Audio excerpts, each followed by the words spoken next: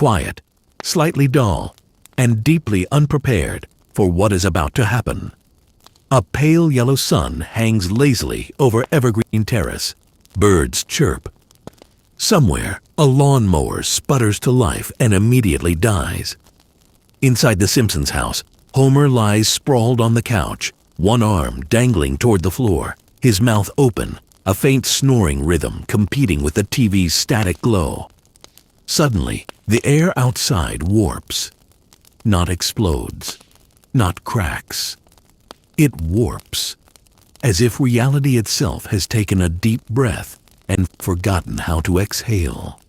The sky above Springfield twists into a swirling oval, colors bending like wet paint. Purple bleeds into green, blue folds into orange. The clouds stretch and snap like rubber bands, reforming into shapes that make no sense to human geometry. Lisa Simpson, walking to the front window with a book in her hands, freezes. "Dad," she says quietly, "the sky is doing something scientifically impossible." Homer opens one eye. "Lisa, if it's not on fire or asking for money, it's probably fine." The sky answers him with a thunderous bowing. A sound like a spring snapping echoes across the neighborhood. Ned Flanders drops his rake. Chief Wiggum looks up from his donut and squints. Even the power plant smokestacks pause their pollution as if confused. Then the portal opens fully. It doesn't roar like a black hole or crackle like lightning. It stretches open with a soft zip, the unmistakable sound of a cartoon being unrolled. And out of it steps a gray rabbit. He lands casually on the sidewalk in front of the Simpsons house, brushing dust from his fur, chewing a bright orange carrot. He looks around, unbothered, relaxed, eyes half-lidded with eternal confidence. "Ah," he mutters, glancing at the sky, the houses, the unfamiliar yellow people staring at him. "What's up, Springfield?" The world stops. Marge drops a plate in the kitchen. Bart's skateboard slips from his hands. Lisa's jaw hangs open, not in fear, but in pure intellectual shock. "That," Lisa whispers, "is a two-dimensional animated lagomorph exhibiting autonomous interdimensional travel." Homer blinks. Marge, the bunny's talking.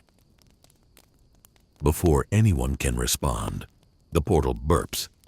A blue blur shoots out like a cannonball and slams face first into the lawn. "I demand a redo!" Daffy Duck screams, peeling himself off the grass. This landing was completely unscripted. He flails wildly, spinning around until he notices Homer. "Yo!" Daffy points dramatically. "Tall yellow man! Where am I, and why does everyone look like undercooked bananas?" Bart's eyes light up. "Dad! Dad! Dad!" This is the greatest day of my life. The portal begins ejecting more figures in rapid succession.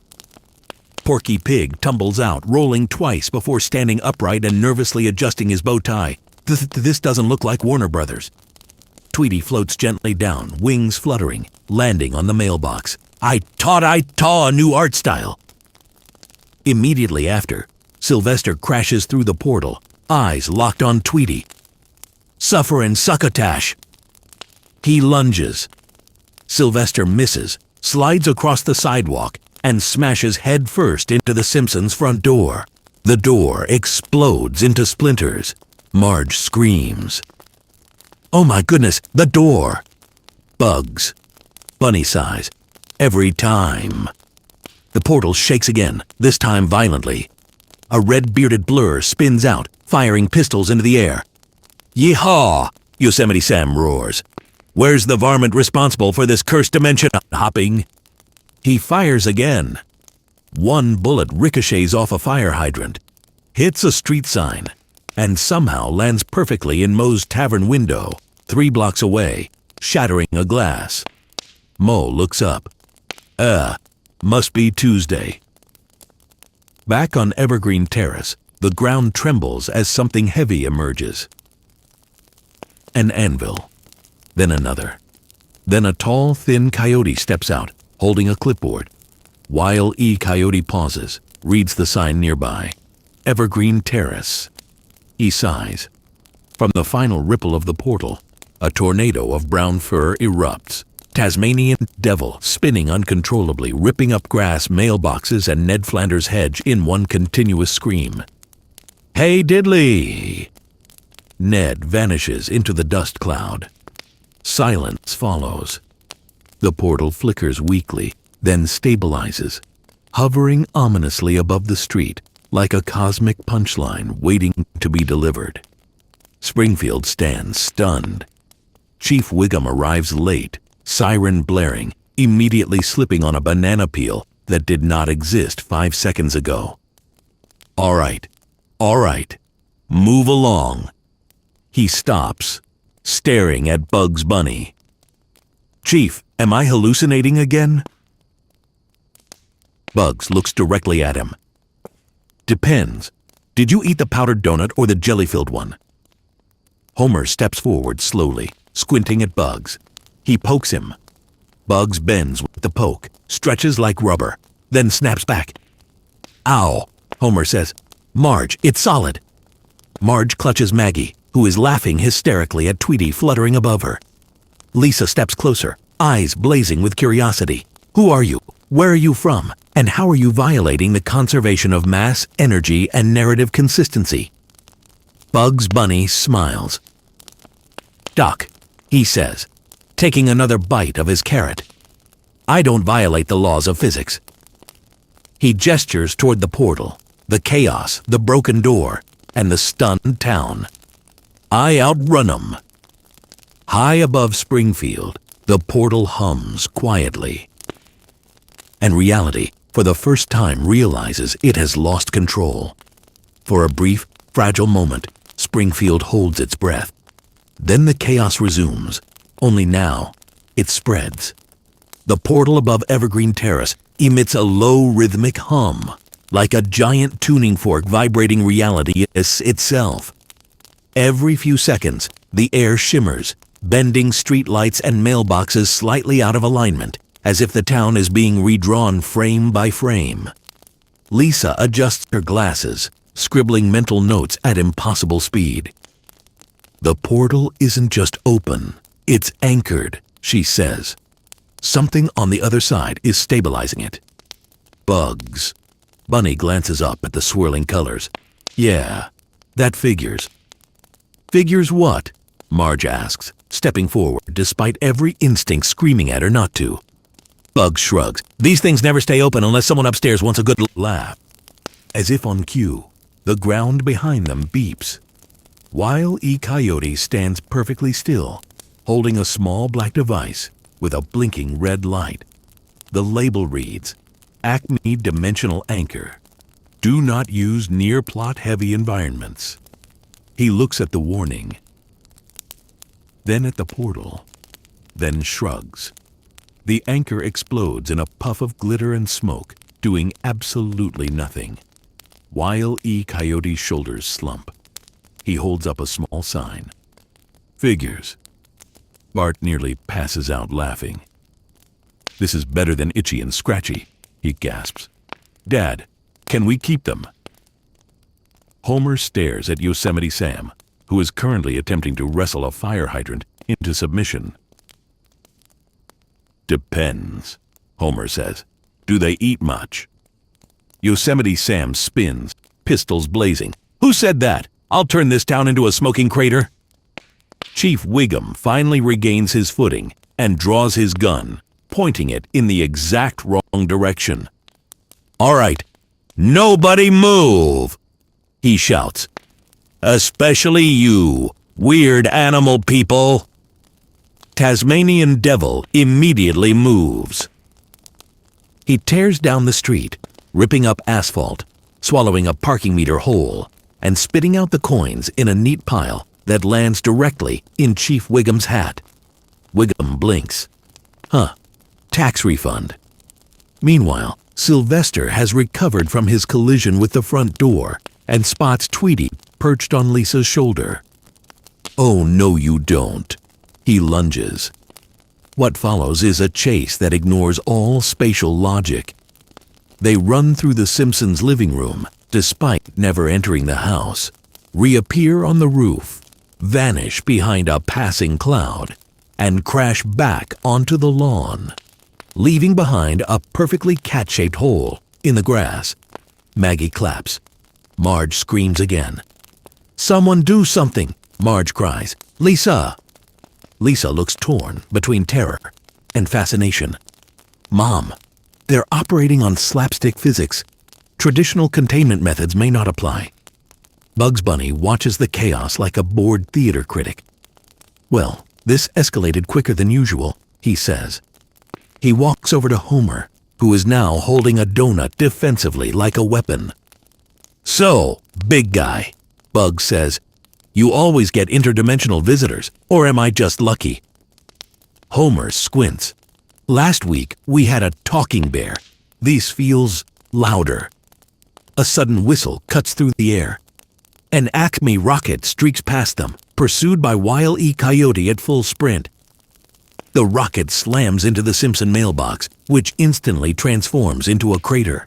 The mailbox pops back up unharmed, a tiny flag raised politely. Wile E. Coyote skids to a stop, peers into the crater, then looks directly at the camera that does not exist. He holds up another sign. "Wrong target." Lisa blinks. Did he just break the fourth wall? Bugs smirks. "Kid, we shattered that thing decades ago." Suddenly, the portal pulses violently. A shockwave ripples across the street, knocking everyone back except the Looney Tunes, who wobble like rubber and snap back into place. The sky darkens slightly, colors oversaturating, shadows stretching too long. Lisa gasps. The portal is destabilizing Springfield's animation style. Our world is blending. Homer looks at his hand. It stretches, just a little. He screams. "Why are my fingers bouncy?" Bart pokes Homer's arm, watching it jiggle. "Cool." The Looney Tunes begin to notice it too. Daffy squints at Marge. "Hey, why are you moving at 12 frames per second now?" Marge looks down at herself. Her movements feel exaggerated. "Oh no," she whispers. "I can feel the squash and stretch." Bugs. Bunny's expression finally changes. For the first time, he looks concerned. "That's not good," he says. "When the worlds start borrowing each other's rules, things get messy." As if summoned by those words, the portal flares again. This time, it opens wider. Springfield landmarks flicker into view inside it. Quickie Mart, the power plant, Moe's Tavern, overlaid with painted desert backdrops and endless highways that lead nowhere. Reality is no longer sure which universe it belongs to. Lisa steps forward, determination overriding fear. "We need to stabilize this," she says, before Springfield becomes permanently cartoon logic. Bugs looks down at her, impressed. "Not bad, Doc," he says. "Most folks just scream." Homer raises his hand. "I screamed." "Yes," Bugs replies, "but you also adapt surprisingly well." Before Lisa can respond, a loud ding echoes from the portal. A massive Acme crate begins to slide through, stamped across it in red letters. "Property of Warner Brothers. Return if lost between dimensions." Wile E. Coyote's eyes light up with hope. Yosemite Sam grins wickedly. Daffy rubs his hands together. "Oh, this is gonna be good." The crate tips forward. The portal strains. Springfield braces itself. And the true scale of the crossover finally begins to reveal itself. The Acme crate doesn't simply fall. It hesitates. Suspended halfway out of the portal, it creaks ominously, wood straining as if it too understands the consequences of fully entering Springfield. The portal flickers around it, sparks of color snapping like static. Lisa's eyes widen. That crate is acting like a dimensional keystone. If it crosses completely, the crate drops. It slams into Evergreen Terrace with a deafening wham, sending a shockwave through the street. Houses wobble, trees bend. Homer is briefly flattened like a pancake, then reinflates with a gasp. Oof, I felt that in my soul, he mutters. The crate cracks open. Inside is nothing. Absolutely nothing. Daffy Duck peers inside, beak inches from the emptiness. Hello, he snaps. Is this some kind of joke? I demand to speak to management. The emptiness moves. The air inside the crate twists, forming a void darker than shadow, an absence shaped like potential disaster. Wile E. Coyote's ears flatten. Bugs. Bunny takes a step back. That, Bugs says slowly, is not standard issue. The void spills out. It doesn't consume. It rewrites. The sidewalk beneath it transforms into a painted desert road, stretching infinitely in both directions. A cactus pops into existence, complete with a tiny bird that chirps once and vanishes. Chief Wiggum stares at the road. Did anyone else see the street turn into Arizona? Ralph pops up beside him. I like roads that go nowhere.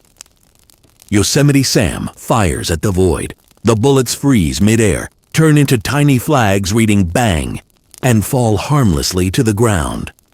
That's cheatin', Sam roars. The void expands further, brushing the Simpsons' lawn. The grass becomes a checkerboard pattern. Flowers inflate, deflate, and rearrange themselves into smiling faces. Marge drops to her knees. My lawn. I just mowed it. Lisa clenches her fists. The void is enforcing pure cartoon abstraction. It's overriding our universe's narrative consistency. Bugs. Bunny nods grimly. Yeah, that's the raw stuff. The kind of thing animators argue about at 3 a.m. The void pulses. And then it notices Homer. A thin black outline draws itself around him. Homer gasps as his body snaps into sharper exaggeration. His eyes bulge wider. His mouth stretches unnaturally. His movements suddenly elastic. Why do I feel funnier? Homer asks. Bart's grin is feral. Dad, you're becoming a cartoon. Homer runs. His legs spin before touching the ground. He accelerates instantly, vanishing in a cloud of dust, reappearing seconds later wrapped around a lamppost. Ow! Ma! Bugs Bunny winces. Yep, he's got the physics. The void ripples again. This time, the Simpsons' house itself begins to simplify. Lines grow bolder, colors flatten, windows pop slightly out of place, snapping back with springy boings. It's... Lisa backs away in horror. If this continues, Springfield won't just host the Looney Tunes, it'll become their world. Daffy crosses his arms. Finally, a place with proper comedic priorities. A loud meep meep echoes from nowhere. Wile E. Coyote freezes.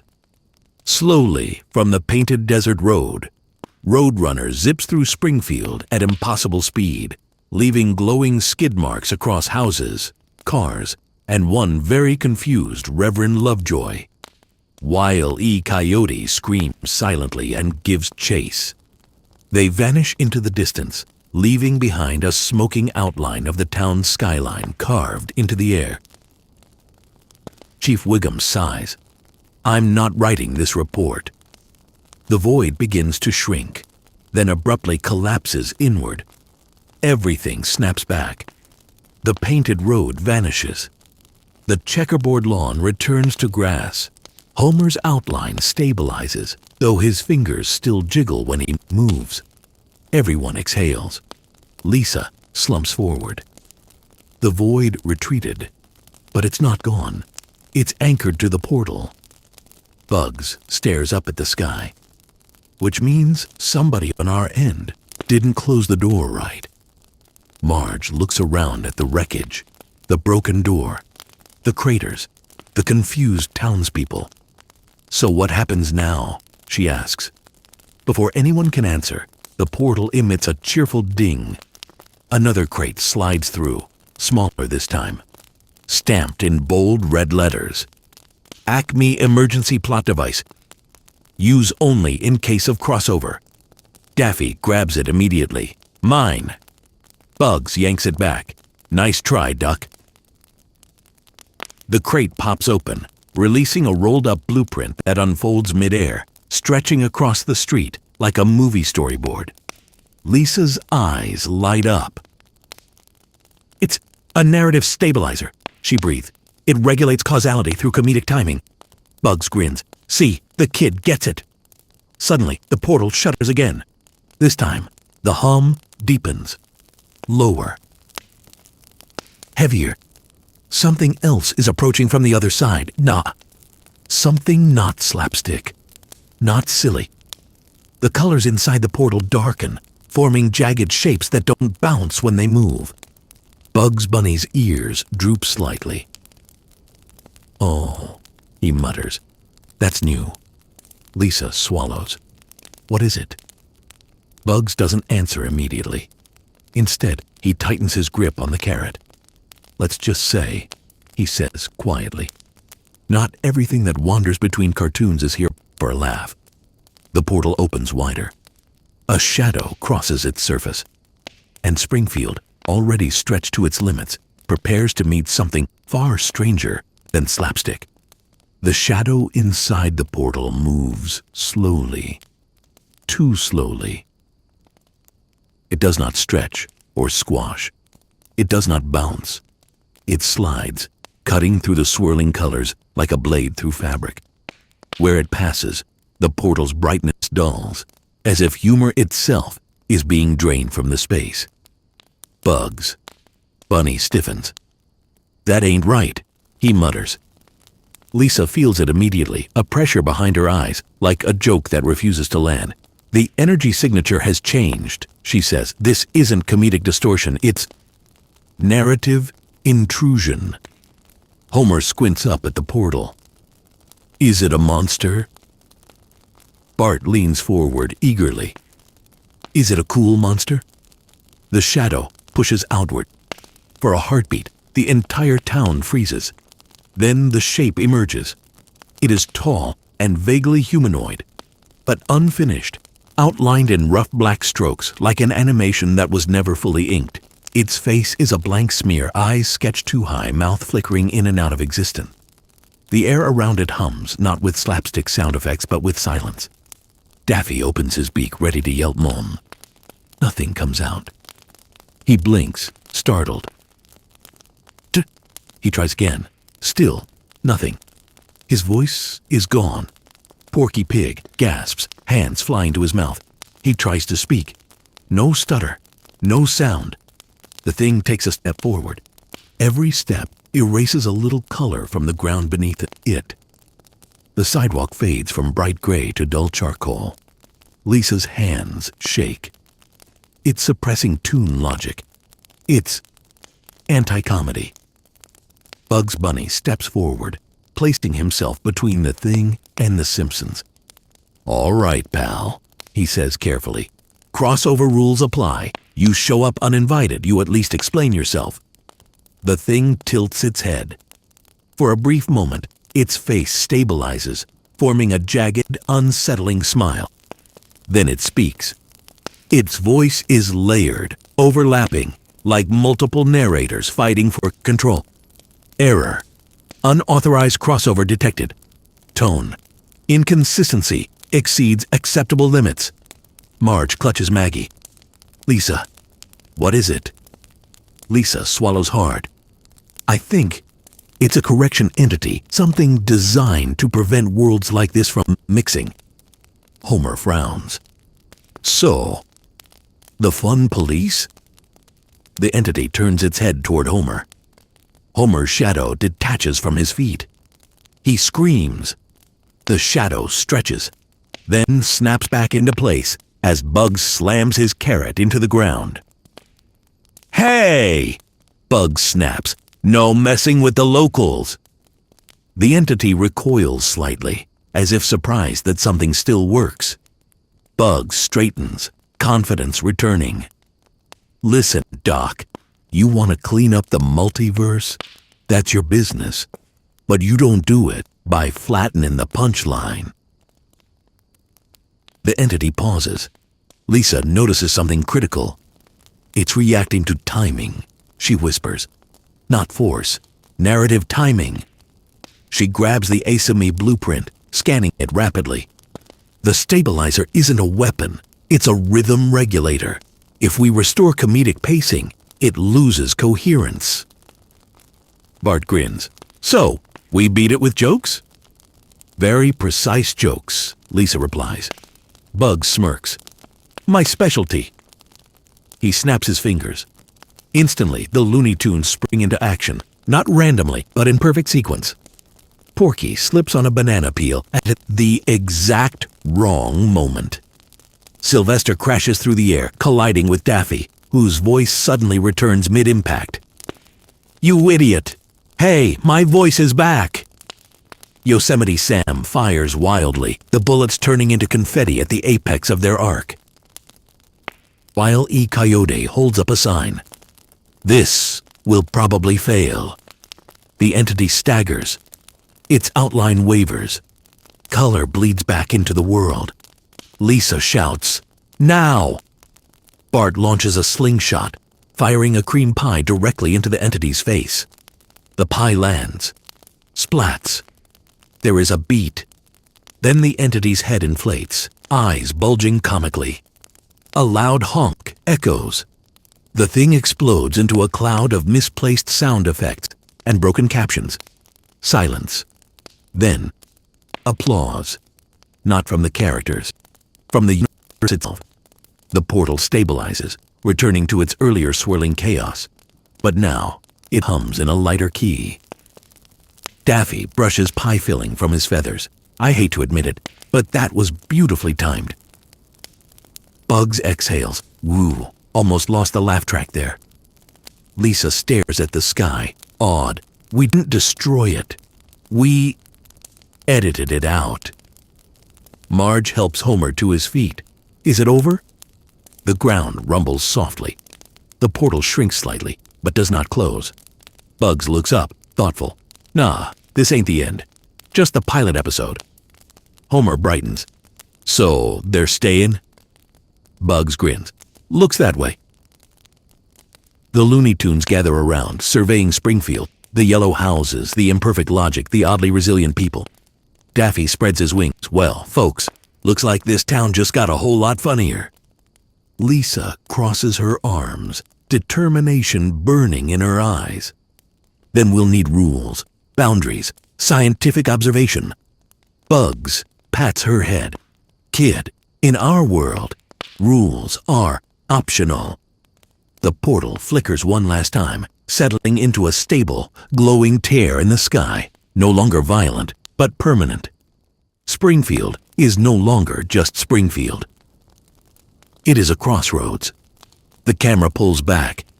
The sun sets, casting long shadows that bounce slightly when they stretch.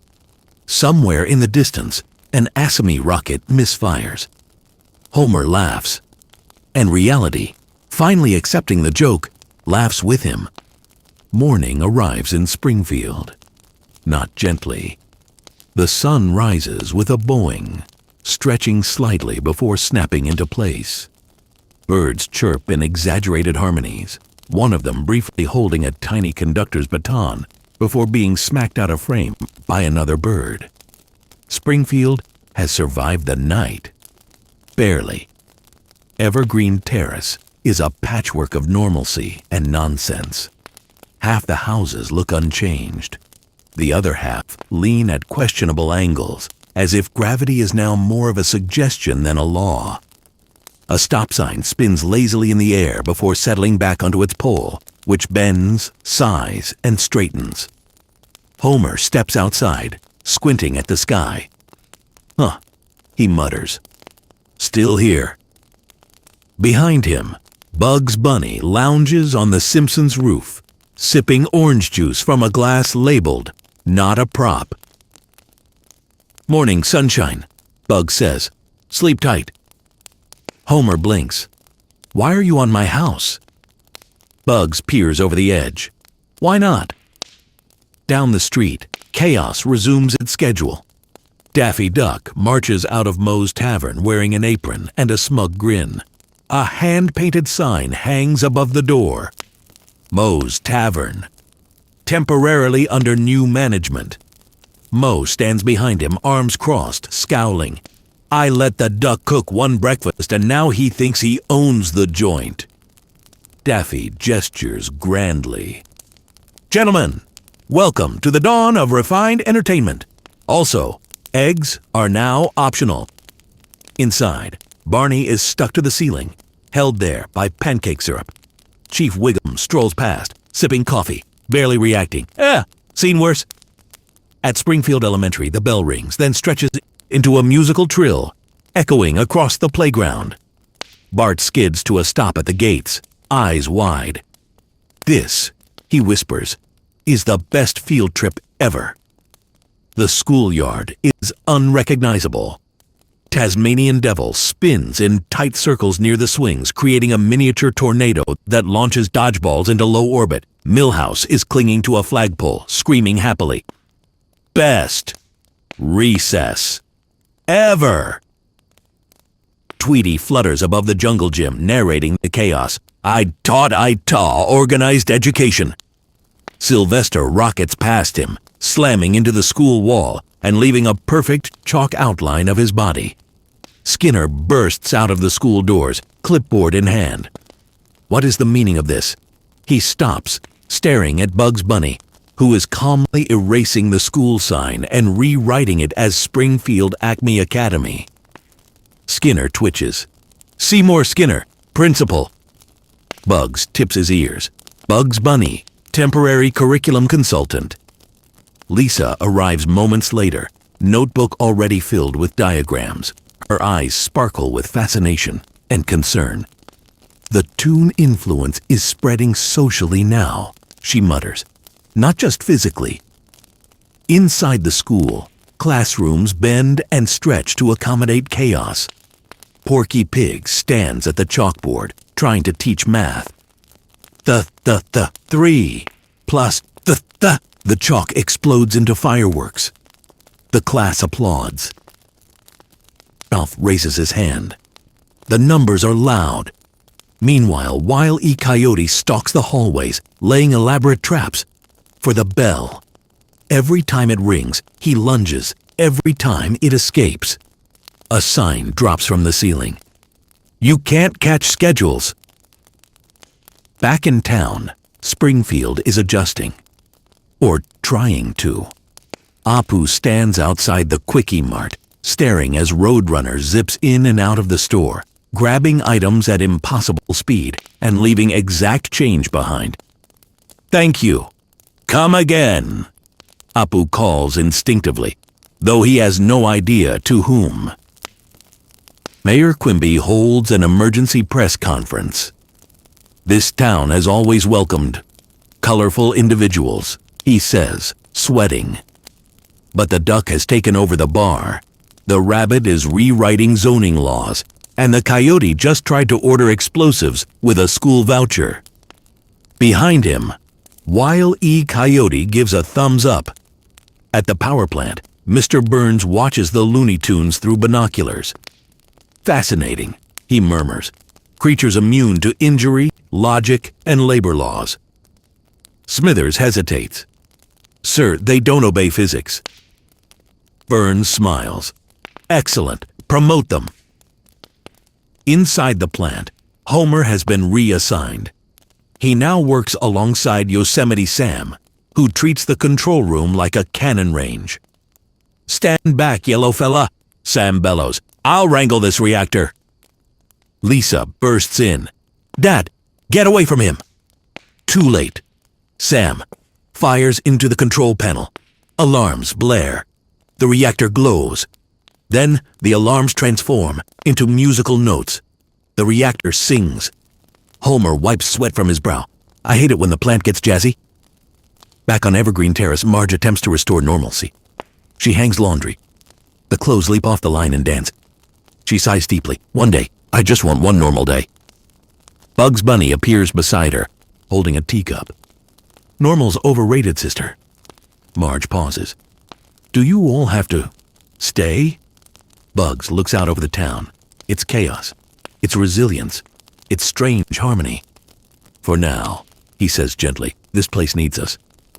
Above them, the portal hums steadily, no longer threatening, but alive. Springfield is no longer reacting. It is participating, and the madness is just getting started. By midday, Springfield has stopped asking why. The town has moved on to a more practical question. How do you live with cartoons? The answer, it turns out, is poorly, but enthusiastically. On Main Street, AC Me products have appeared seemingly overnight. Crates line the sidewalks, stacked neatly beside fire hydrants and parking meters. Each one hums faintly, vibrating with pent-up inevitability. Comic book guy emerges from his store, eyes glittering with awe. Worst intellectual property violation ever, he mutters, before immediately dragging a crate inside and slapping a price tag on it. Inside Moe's Tavern, Daffy Duck has reorganized everything. The lights are brighter, the jukebox plays dramatic overtures instead of classic rock. A stage has been erected where a dartboard used to be. Ladies and gentlemen, Daffy announces, bowing, prepare yourselves for class. Moe leans on the bar. Kid, this is a dive. Daffy gasps theatrically. Was? He snaps his fingers. The floor collapses, then reappears, with red carpet. Barney falls through it anyway.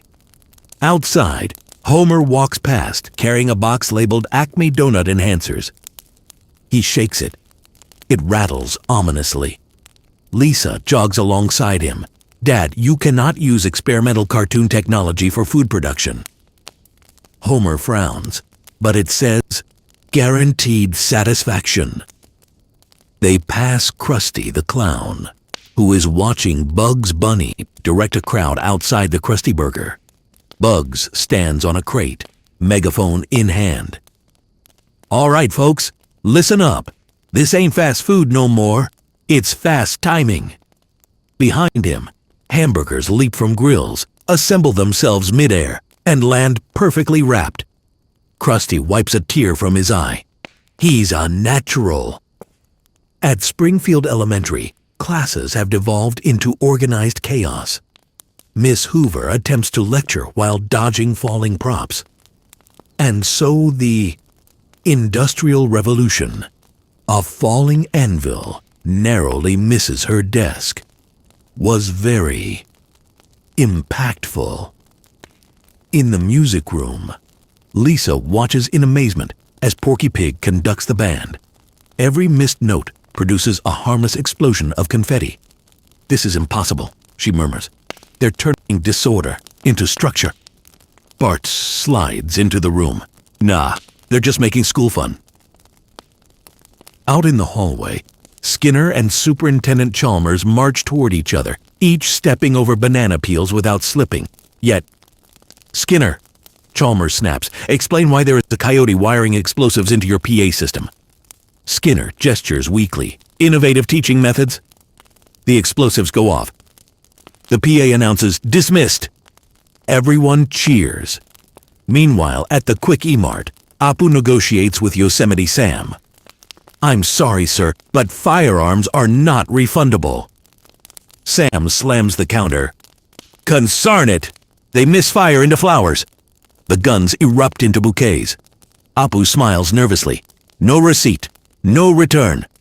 Across town, Mr. Burns has invited Wile E. Coyote for tea. Burns studies him intently.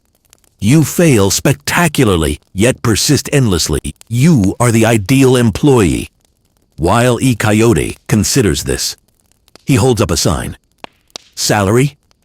Burns smiles thinly. Exposure. The sign changes. No. Back on Evergreen Terrace, Marge hosts an impromptu neighborhood meeting. Ned Flanders, wrapped in bandages, raises his hand. I don't mean to be a downer diddly, but the whirlwind gentleman ate my garage. Tasmanian Devil burps politely. Marge nods. We need ground rules. Bugs Bunny lounges on a lawn chair. Sure thing. Rule 1. If it's funny, it's allowed. Lisa interjects. That's not a rule. That's an aesthetic principle. Exactly. The portal pulses gently overhead, responding to laughter, chaos, and perfectly timed pratfalls. Lisa notices. The portal is feeding on engagement. The more Springfield interacts, the more stable the crossover becomes. Bart grins. So we're stuck with them? Bugs smiles. Looks like it. Suddenly, a loud whistle echoes. Roadrunner streaks through Evergreen Terrace, chased by Wile E. Coyote riding a rocket-powered skateboard. They tear through the meeting, leaving everyone with hair blown back. Marge sighs. We were talking. Homer returns home, carrying a massive donut that orbits him slowly. Marge. The enhancer works. The donut collapses into his mouth. Lisa rubs her temples. This is unsustainable. Bugs tilts his head. Kid, Springfield's been unsustainable for decades. The ground trembles lightly. The portal flickers. Just once. Lisa stiffens. Something's changing. Far away, in the quietest part of town, the color drains subtly from the air. A familiar hum returns, but distorted. Not slapstick. Not friendly. Bugs. Bunny's ears twitch. Oh no, he mutters. Not again. The laughter across Springfield continues. Unaware. For now. By late afternoon, Springfield no longer resembles a town. It resembles a set. The sky above flickers between soft pastel gradients and painted backdrops of clouds that loop every few minutes. The sun briefly pauses in midair, rewinds a few inches, then continues its descent as if unsure which timing feels funnier. Lisa stands in the middle of Main Street, spinning slowly, notebook clutched to her chest. This is escalation, she says quietly. The longer the crossover lasts, the more Springfield is being redrawn to accommodate cartoon logic. Behind her, a lamppost bows politely to Bugs Bunny as he walks past. Good manners never go out of style, Bugs says, tipping an imaginary hat. At the power plant, Homer and Yosemite Sam have formed an unlikely partnership. Sam treats every lever like a detonator. Homer treats every alarm like a suggestion. You pull that one, Sam says. I'll shoot this one. The reactor hiccups. Instead of radiation, balloons float out of a vent. Homer laughs. See? Totally safe. Lisa bursts in again. Dad, you're normalizing catastrophic failure. Sam squints at her. I like this kid. She yells with purpose. At Springfield Elementary, the playground has become a battlefield of pranks. Bart rides atop Tasmanian Devil like a living tornado, screaming with joy as they spin through the sandbox. Higher! Faster! Milhouse watches from behind a tree, holding a helmet 3 sizes too big. This is how I die, he whispers, smiling. Nearby, Tweety and Maggie sit together in a cardboard box, playing a silent game of peekaboo. Sylvester watches from a distance, twitching with internal conflict. I can't, he mutters. She's a baby. His stomach growls. He chases a butterfly instead. Marge tries to grocery shop. Inside the Quickie Mart, aisles bend into loops. She walks past the cereal 3 times before realizing she hasn't moved. Why is everything so busy? She asks. Apu smiles politely while a cash register clones itself behind him. Efficiency. Back at Moe's Tavern, Daffy has scheduled auditions. A line of Springfield citizens waits nervously. Next, Daffy shouts. Lenny steps forward, attempts a joke, slips on a banana peel, crashes through the stage, and lands perfectly inside a spotlight. The crowd roars. Daffy gasps. Natural talent. Moe groans. I can't believe this works. Across town, Mr. Burns unveils a plan. He stands before a chalkboard labeled Project, Immortal, Slapstick. Imagine it. Burns whispers. An entire workforce that cannot be injured, unionize, or die. Smithers hesitates. Sir, they explode for fun. Burns smiles wider. Excellent morale. Meanwhile, Lisa gathers data. She tracks patterns, where slapstick intensifies, where color drains, where time stutters. She notices something troubling. The laughter is uneven. In places with pure chaos, the world brightens. In quiet corners, alleys, basements, unused rooms, something else creeps in. The air there feels heavy, unfinished. She feels it near the old tire fire, near the abandoned warehouse, near the portal. Lisa approaches Bugs Bunny, who is watching Bart attempt to skateboard off the church roof. This can't last, Lisa says. Springfield isn't built for infinite exaggeration. Bugs nods. Yeah, neither are we. She looks at him sharply. You knew this would happen. Bugs doesn't deny it. Crossovers always start as a party, then the bill comes due. Suddenly, a record scratch cuts through the town. Everything freezes. Bart hangs mid-air. A donut pauses inches from Homer's mouth. Daffy's dramatic pose locks in place. Only Lisa and Bugs can move. The portal pulses. Once. Twice. The air darkens. A ripple passes through Springfield like a skipped frame. Bugs exhales slowly. That's bad. Lisa whispers, the timing is breaking. From the shadows between buildings, something stirs. Not the correction entity from before. This feels hungrier. The freeze releases. Everything snaps back into motion, but offbeat. Jokes land late. Falls don't bounce correctly. Sound effects arrive half a second too slow. Homer slips. Doesn't pop back up. He groans, confused. Ow! Why did that hurt? Bugs' smile fades. That's the line, he says quietly. That's where this stops being funny. Lisa's heart pounds. The worlds are desynchronizing. The portal flares brighter, then dims. Springfield laughs, but the laughter is strained. Somewhere, unseen, the madness begins to cost something. As evening settles over Springfield, the laughter doesn't stop. It echoes. Jokes repeat themselves in the air, bouncing off buildings long after the punchlines have passed. A rim shot plays somewhere with no drummer. A laugh track triggers without warning, then cuts off mid-chuckle, as if embarrassed. Lisa feels it in her bones. This isn't harmony anymore, she says, standing beside the glowing portal. It's feedback. Bugs. Bunny sits cross-legged on the curb, unusually quiet. Yeah, when the laughs stop meaning something, the universe starts taking notes. Across town, the consequences begin to show. At Moe's Tavern, a bar stool finally breaks and doesn't reassemble. Lenny stares at the splintered wood unsettled. That never happens. Daffy laughs too loudly. Relax, it's called realism, very edgy. But even he looks nervous. At the power plant, the reactor hums wrong. The musical notes have faded. The alarms sound flat. Sam fires his pistols. Nothing turns into flowers. Consarn it, Sam mutters. Where's the fun? Homer rubs his arm, where he slipped earlier. A bruise is forming. Lisa, he calls weakly. I think my pain slider moved. Springfield Elementary empties under a distorted sunset. Shadows stretch too far. The bell rings once, then rings again half a second late. Bart notices first. Hey, he says, frowning. Why does everything feel laggy? The Looney Tunes feel it too.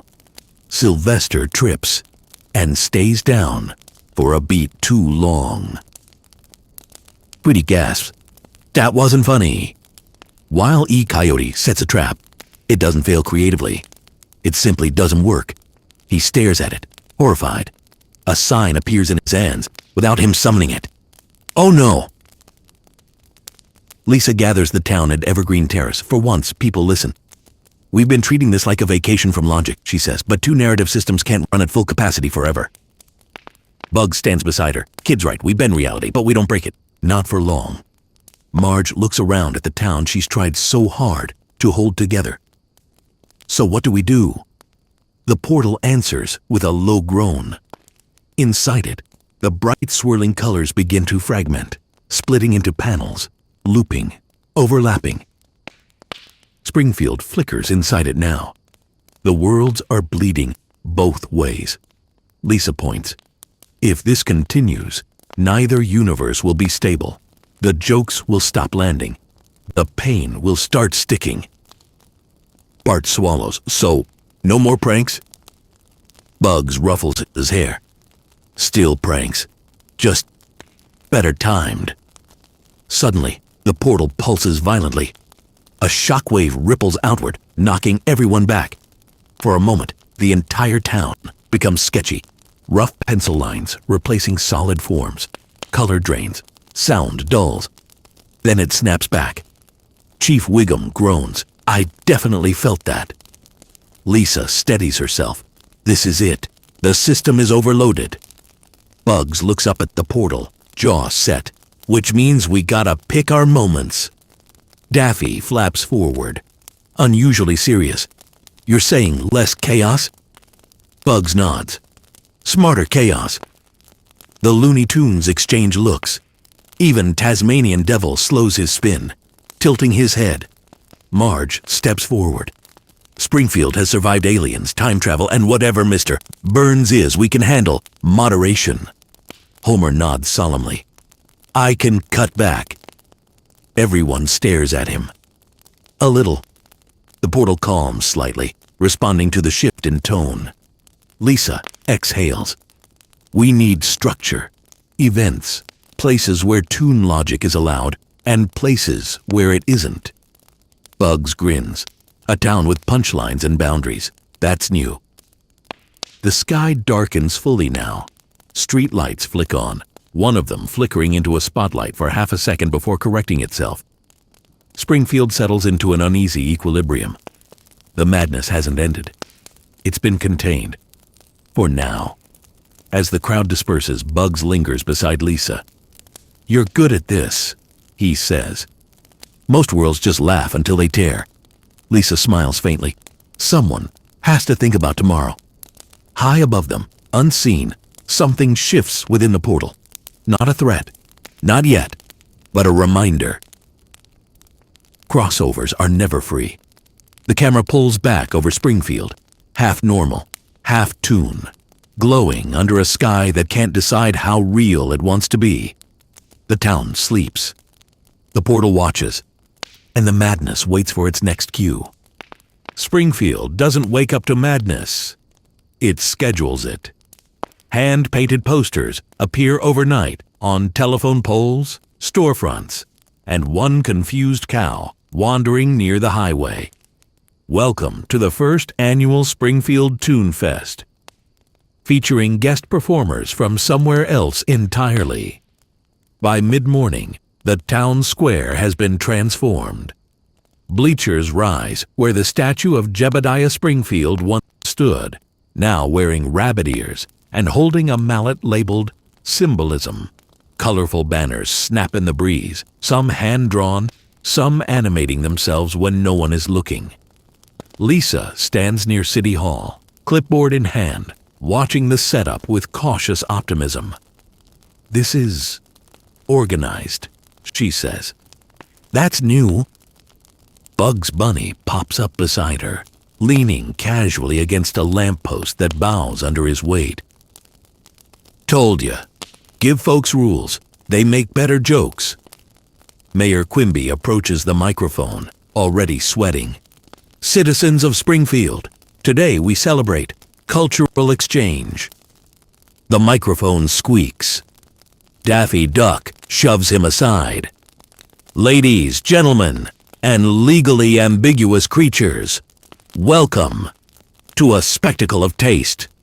Fireworks explode behind him. One spells bang, another spells oops. The crowd cheers. The first event begins immediately. The Toon Olympics.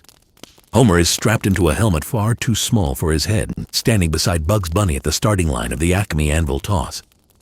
"Remember," Bugs says, "distance and comedic timing." Homer nods solemnly. "I trained my whole life for this."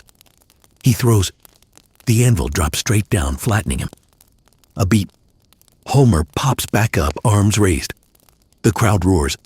Across the field, Bart competes in extreme slingshot tag with Daffy Duck. Rules are unclear. That seems intentional. They sprint through inflatable obstacles that squeak loudly, launching pies, paint, and the occasional spring-loaded boxing glove. Bart laughs so hard, he nearly misses his landing. This beats to tension.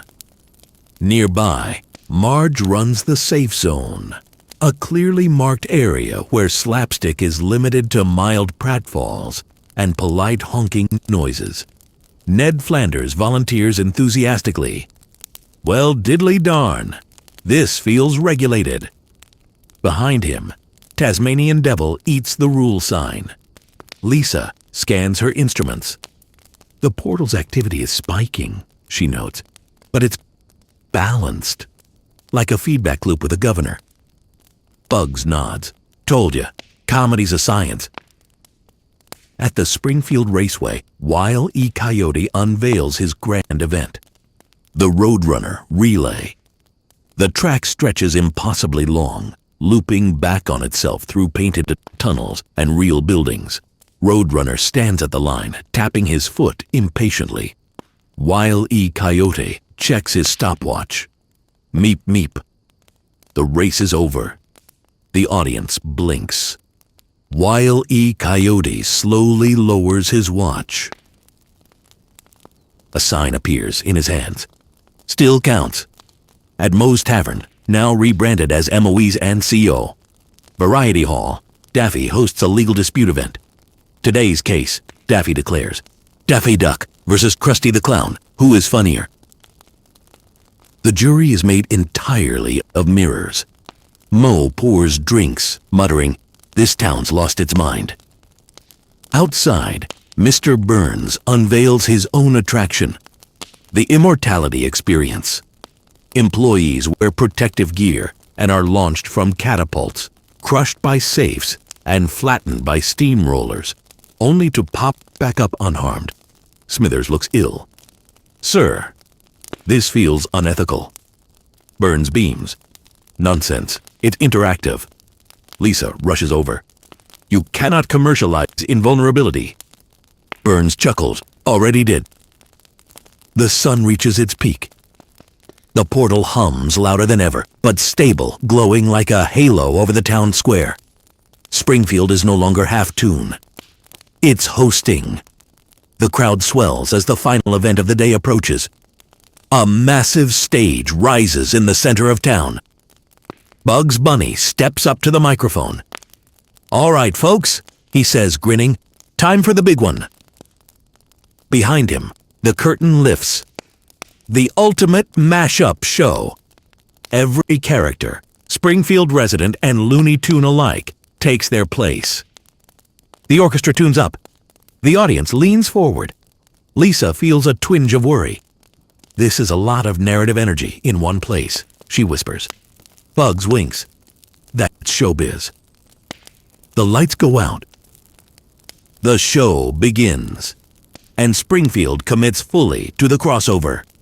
The stage explodes into motion. Spotlights snap on and off in perfect rhythm, sweeping across the crowd as the orchestra strikes its first note, a brassy, overconfident fanfare that somehow sounds both orchestral and slapstick at the same time. The curtain rises. Bugs Bunny strides center stage in a tuxedo that redraws itself with every step. "Ladies and gentlemen," he announces, "please keep your arms, legs, and sense of reality inside the performance at all times." The audience cheers. Behind him, the backdrop shifts. Springfield skyline morphing into a painted desert, then into the nuclear plant, then into an abstract swirl of color. The transitions are seamless, too seamless. Lisa watches closely from the control booth she has set up beside City Hall, fingers flying across her instruments. The pacing is accelerating, she mutters.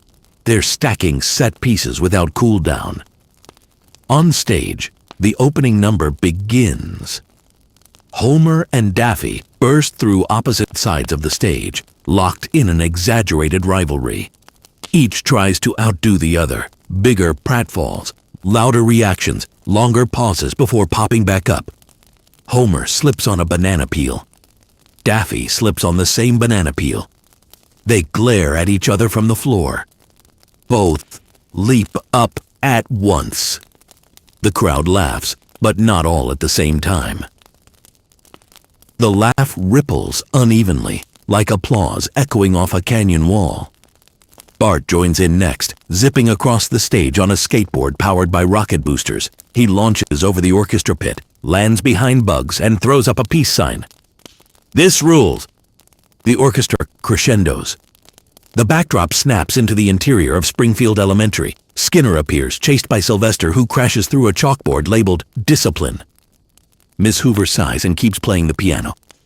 The audience roars. Lisa frowns. That transition skipped 3 narrative beats when... Bugs, still smiling, feels it too. His ears twitch slightly off rhythm. The next act rolls in without pause. The Great Slapstick Symphony. Porky Pig conducts the Springfield Philharmonic. Every baton stroke triggers visual gags, tubas inflate, violins snap back like rubber bands, cymbals swallow percussionists and spit them out polished. It's brilliant. Too brilliant. Behind the scenes, the portal brightens, pulsing in time with the music. Lisa's instruments spike. The portal's sinking to the performance, she warns. It's feeding on the escalation. On stage, Wile E. Coyote unveils his masterpiece. A towering Rube Goldberg contraption fills the stage. Ramps, pulleys, rockets, anvils, and one suspiciously unstable piano suspended above everything. He pulls a lever. Nothing happens. He blinks. Then everything happens at once. The machine triggers in reverse, forward, sideways, and briefly upside down. Anvils fall upward. Rockets chase each other. The piano lands on nothing, then crashes anyway. Roadrunner streaks through the chaos, unharmed.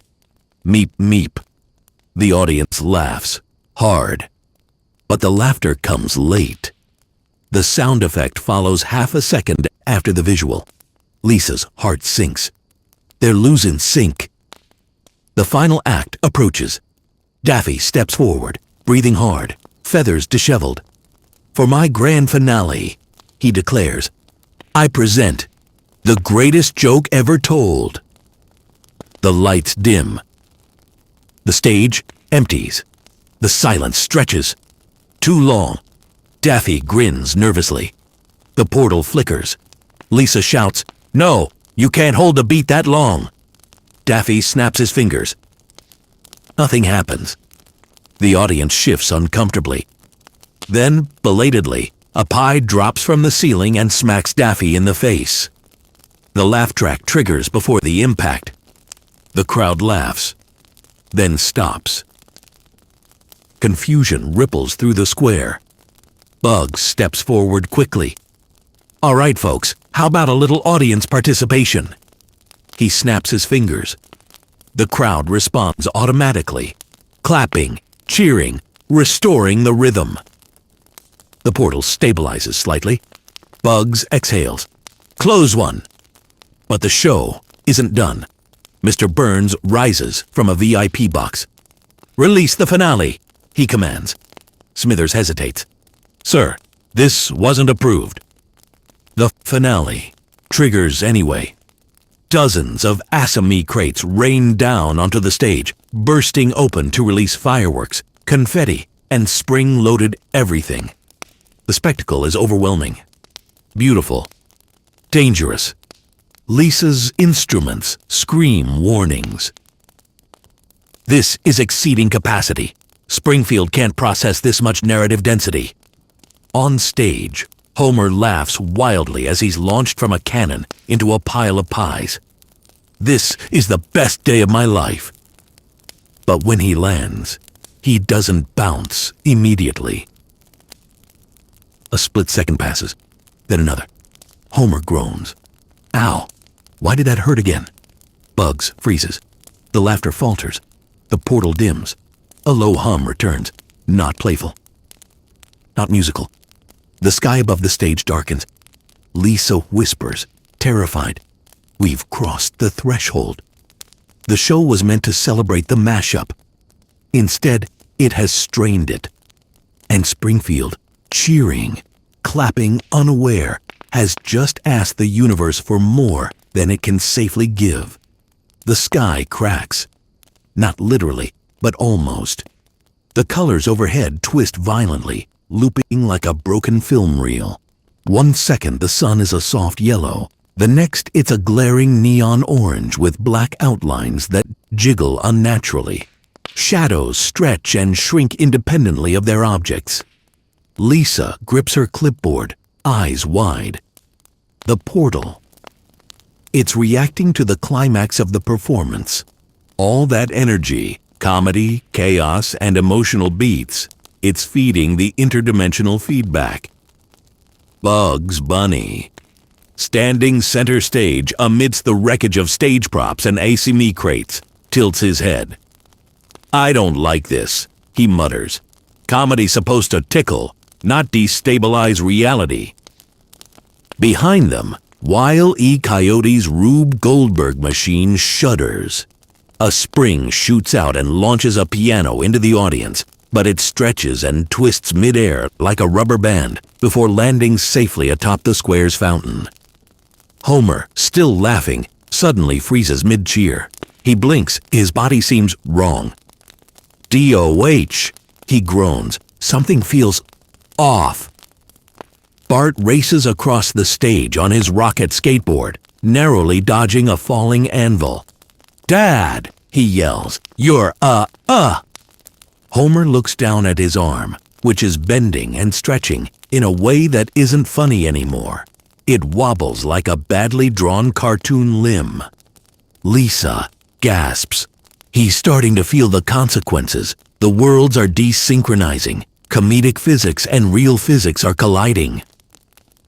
Bugs Bunny's ears droop. Yeah, that's the line we were warned about. Suddenly, the portal flares violently, brighter than ever. The hum turns into a grating, warbling tone that echoes across the town square. The audience freezes mid-cheer. Fireworks hang suspended in the air. Confetti drifts upward, defying gravity. From the portal, a shadow emerges. Not the correction entity from before. This is something bigger, harder to define. It isn't bouncing. It isn't squashing. It simply exists, stretching like a silhouette over Springfield. Lisa backs away. It's responding to the overload. It doesn't want the crossover to continue. It's enforcing balance. Bugs. Bunny's grin vanishes. That's bad. That's really bad.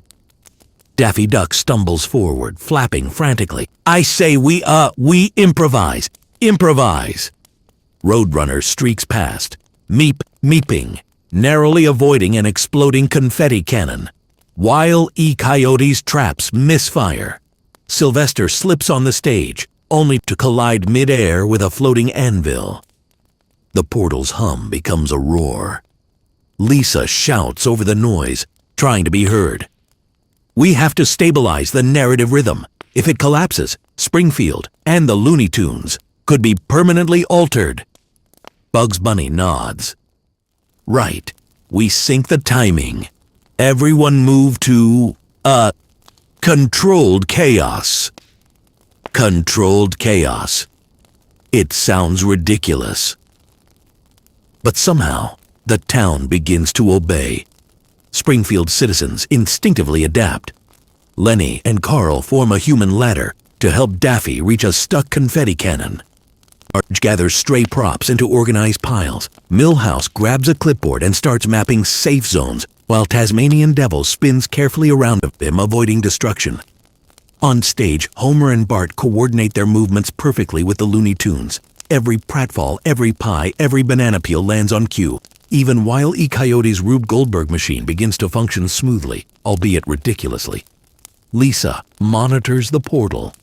The colors are stabilizing, the hum softening, but the shadow remains. It's waiting, patient, reminding everyone that the consequences aren't gone. Bugs. Bunny raises a carrot like a conductor's baton. All right, folks, let's give the portal a show it'll never forget. Synchronized Chaos Edition.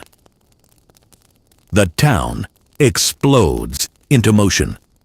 Homer launches himself from a cannon, spins midair, and lands on a trampoline that launches him again, this time hitting Daffy with perfect timing. The audience, both human and cartoon, laughs in unison. The sound ripples across Springfield, harmonizing the universes. Bart zips along wires like tightropes, tossing pies to matching beats. The pies land exactly on target, creating a rhythm the portal seems to recognize. Porky Pig conducts the orchestra again. Every offbeat note resolves perfectly. Cymbals crash in sync with explosions, fireworks, and pratfalls. Even Roadrunner's streaks trace perfectly timed arcs across the sky. Lisa watches, amazed. It's working. The synchronization is restoring stability. Bugs. Bunny's grin returns. That's my kind of physics. For a moment, it feels like triumph. Then the shadow stirs.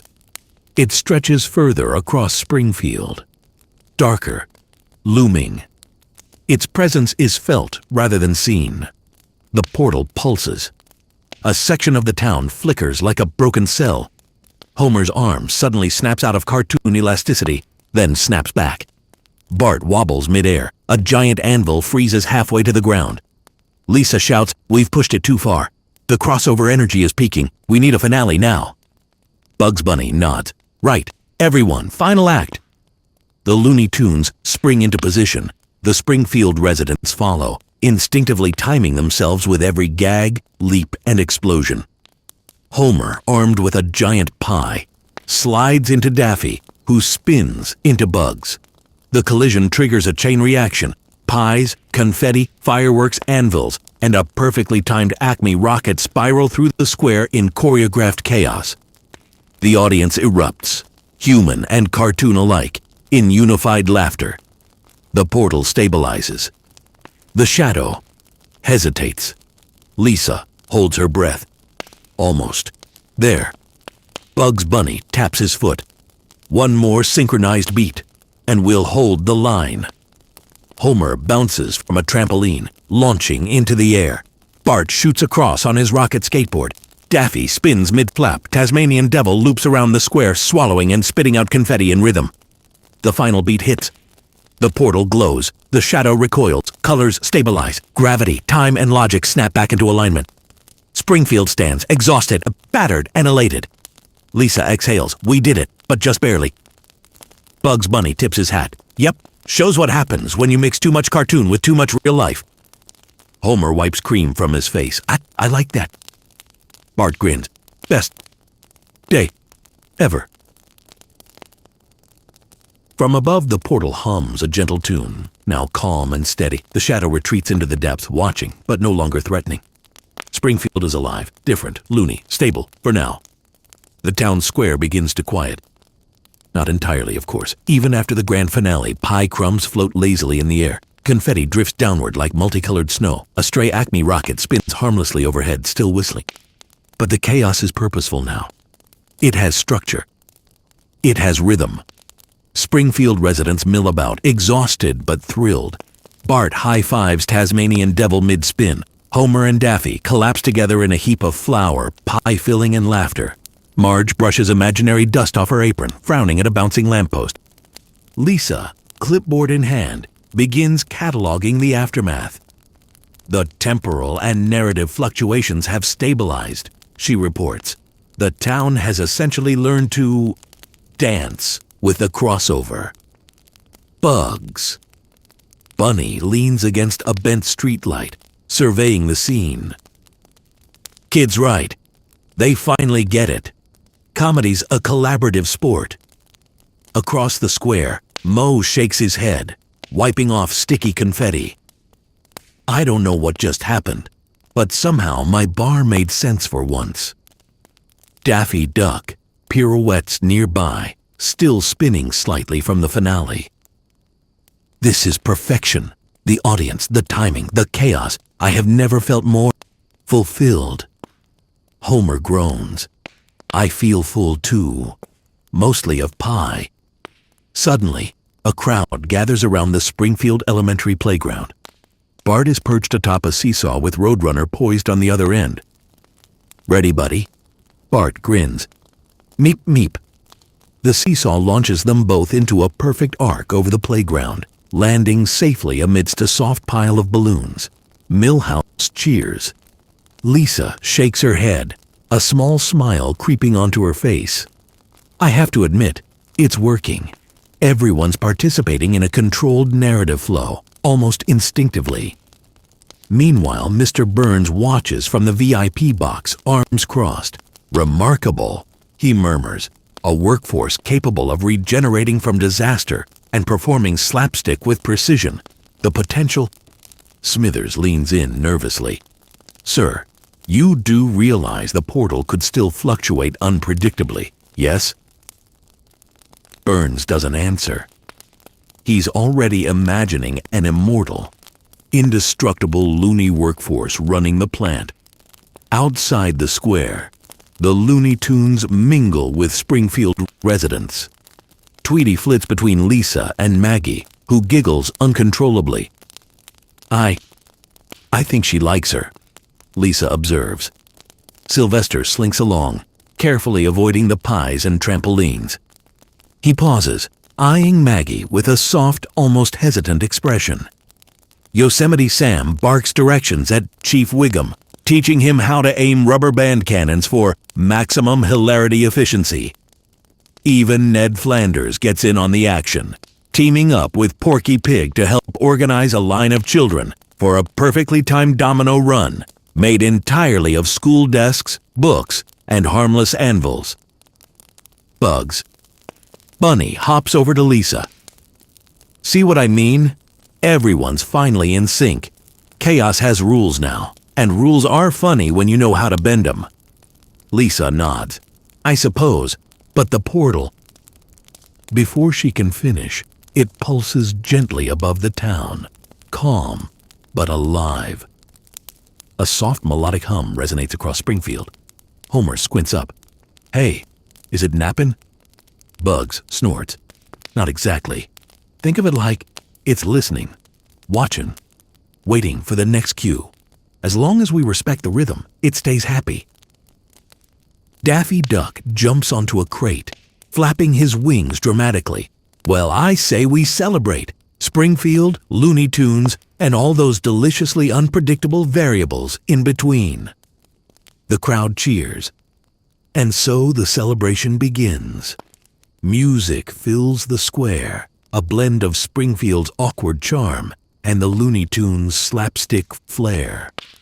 Homer and Bart lead a conga line, weaving between bouncing anvils and floating donuts. Marge joins reluctantly, tugging Maggie along, while Lisa carefully notes the timing of each gag for future study. On the main stage, Bugs Bunny and Daffy Duck conduct a miniature performance, a mix of orchestral flourishes and visual gags. Balloons float in rhythm with cymbals. Pies arc perfectly through the air. Roadrunner performs synchronized loops above the crowd. Wile E. Coyote stands nearby, holding a sign. I think I like this version of chaos. Even Mr. Burns, finally relaxing slightly, watches from the VIP box with a bemused expression. Fascinating, he murmurs. Perhaps there is merit in controlled nonsense. Lisa steps aside for a moment, watching the interactions. Homer laughing with Daffy, Bart racing Roadrunner, Marge politely dodging bouncing props, Ned coordinating chaos with Porky Pig. For the first time, Springfield isn't reacting to the Looney Tunes. Springfield is embracing them. The portal hums gently overhead. Its colors swirl softly, reflecting the laughter below. Lisa smiles faintly. It's balanced. For now. Bugs Bunny leans against the railing of the stage, looking out over the town. This is a lesson, kid. Worlds can collide. Chaos can exist, but only if everyone plays their part. Homer pops a giant donut into his mouth. And that part is fun. Bart grins, kicking a pie into the sky. Best day ever. The shadows of the portal stretch lightly, almost like a sigh of approval. Lisa scribbles one last note in her notebook. Springfield is learning to coexist with the Looney Tunes, but the balance is delicate. Too much excitement, too much chaos, and she trails off, looking up at the swirling portal. Bugs. Bunny places a reassuring hand on her shoulder. Relax, kid. You survived Act 1. The town learned the dance. The portal's happy. And for today. He pauses, glancing at the square filled with laughter, pies, trampolines, and spinning anvils. It's perfect. The sun sets over Springfield, turning the sky into a gradient of warm pastels. Light reflects off the floating pies, bouncing trampolines, and spinning confetti in a surreal symphony of color. For a moment, the town stands still, taking in the view. Then, inevitably, someone trips on a banana peel. A perfect, unplanned, beautifully timed laugh echoes across the square. And Springfield, loony, human, absurd, alive, laughs with it. The portal hums one last melodic note for the evening, settling gently above the town. The Looney Tunes mingle with their new home, the Springfield citizens fully embracing their bizarre new reality. And as night falls, the town sleeps, exhausted, happy, and ready for whatever the crossover decides to throw at them next. Morning rises differently in Springfield now. Not brighter, not darker, just weirdly alive. The sunlight stretches and snaps in rhythm with a distant laugh track. Birds chirp in cartoonish staccato, but every note is faintly offset from reality. Sidewalks ripple like they're breathing. Even the trees sway to some internal comedic meter. Homer emerges from the house first, bleary-eyed, and immediately trips on a perfectly placed banana peel. He flips, lands on his stomach, and pops back up, grinning. Banana-flavored mornings, he declares. Bugs Bunny lounges on the porch railing, munching a carrot. Morning, Homer. You're late for your family bonding exercise. Homer blinks. Family? Bonding? Lisa steps out, notebook in hand, already scribbling observations. This isn't a typical Springfield morning. The Looney Tunes' influence is highest now. Personal interactions, emotional engagement. That's when narrative synchronization is most fragile. Bugs hums. Translation. The chaos hits closest to home today. Meanwhile, Marge steps onto the porch, wringing her hands nervously. I just want one normal day with my family, she mutters. Is that too much to ask? Bart skates past, zipped on a rocket board, and collides with Daffy Duck midair. They crash into the mailbox, bounce, and land in a heap. Hey, Bart laughs. You're kind of fun when you're chaotic. Daffy spits out confetti. I am chaos, he declares, puffing his chest. But organized chaos is art. Marge shakes her head. I don't even know what that means. Inside the house, Maggie crawls toward Tweety, who flits delicately across the living room. The baby gurgles happily, fascinated by the little yellow bird's floating movements. Lisa observes quietly. Even the infants are affected. The crossover isn't just external, it's emotional, relational. It's changing how families interact. Homer wanders into the kitchen, where Yosemite Sam is attempting to fry pancakes with dynamite. Dad? Lisa asks, alarmed. You can't. Boom! The pancakes fly into the air, land perfectly on plates across the room. Homer grins through syrup. Delicious and exciting. Bugs Bunny appears, balancing a teacup on his nose. This is why you need boundaries. Chaos is fun, but personal space, priceless. Outside, Bart drags Daffy into a field behind the house. "We're gonna test your skills," he shouts. Daffy spins, hopping across rocks, pies in hand, dodging invisible lasers. Impressive agility. Lisa shakes her head, scribbling frantically. They're mimicking family dynamics. It's fascinating and dangerous. The stronger the emotional connection, the greater the narrative energy produced. If they get too close, the portal could destabilize. Marge sighs, stepping into the yard. "Can we maybe just have breakfast first?" Homer, holding a pie upside down, waves a hand. Breakfast is flexible." Maggie giggles, reaching for Tweety, who flutters above her, chirping joyfully. Bugs Bunny crouches beside Lisa. "Kid, watch closely. Emotional interactions like these are the pulse of the crossover. They can stabilize it, or break it." Lisa frowns. "I know. That's the problem." Across town, the other Springfield families experience similar interactions. The Flanders kids bounce on invisible trampolines with Porky Pig. Milhouse and Ralph form a chaotic duo with Sylvester, chasing imaginary butterflies while causing precisely timed havoc. Even Mr. Burns watches The Simpsons through binoculars, intrigued by the family's resilience and adaptability. "Remarkable," he mutters. "Humans, when paired with controlled nonsense, achieve impressive coordination." Back in the Simpson living room, Marge sets a table. Homer flips a donut into the air. It spins, lands perfectly on his plate, and then bounces back into the air again. Interactive food," he says. Lisa pinches the bridge of her nose. The toon influence is making even basic meals dangerous. Suddenly, Bugs Bunny hops onto the couch. "All right, folks, time for the first official family exercise. Chaos coordination. Everyone participates." Homer grins. "I was born for this." Bart smirks. "Let's do it." Maggie crawls toward Tweety, cooing. Marge folds her hands. "Okay, I guess." Bugs pulls out a small chalkboard and scribbles instructions in rapid cartoon strokes. Step 1. Don't break anything permanently. Step 2. Follow comedic timing. Step 3. Laugh appropriately. Homer salutes. Check, check, check. Lisa raises an eyebrow. This is actually a controlled simulation of multiversal interaction. The family's behavior will determine local stability. Bugs nods. Translation: do it right. Springfield stays safe. Do it wrong. The house, maybe the town, goes wonky.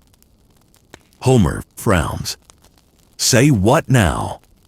Before anyone can respond, the exercise begins. Bart launches into a rocket-powered roll across the room. Daffy spins in coordination, tossing pies that perfectly land on predetermined spots. Homer tries to join but slips, bounces once, lands in a stack of pancakes Sam had left nearby. Marge frowns. Homer! He pops out, covered in syrup but grinning. I'm participating. Maggie reaches Tweety, who perches gently on her head. Baby and bird exchange a tiny giggle. Lisa scribbles notes at lightning speed. Family dynamics are amplifying the crossover energy. Emotional engagement equals narrative strength. If this continues, we could achieve. Bugs interrupts. Maximum controlled chaos. Even Marge, hesitant at first, begins to enjoy herself. She dodges falling pies, organizes flying utensils, and even manages to fold pancakes into neat little rocket shapes. Homer, Bart, and Daffy create a sequence of pratfalls that bounce off each other with perfect comedic timing. Lisa realizes something critical. If we synchronize the family emotionally with the Looney Tunes, we can stabilize Springfield. and strengthen the portal. Bugs winks. Exactly. Family plus tune equals balance. Science says so. Homer wipes syrup from his face.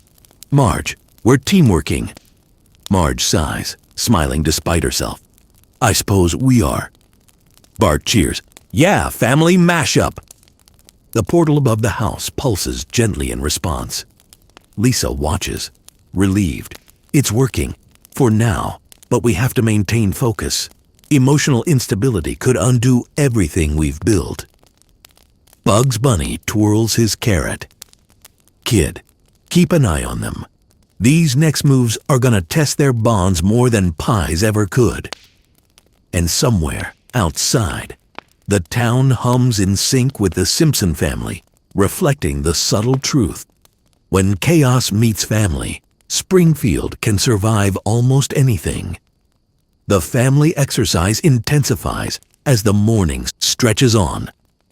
Homer has taken to wearing a helmet labeled safety optional, which is mostly decorative. He lunges into the next sequence, crashing into a stack of pancakes that Daffy had set spinning. The pancakes soar across the room, landing perfectly on Bart, who yelps and rolls into a pile of confetti while laughing hysterically. See! Homer shouts between bites. Chaos can be nutritious.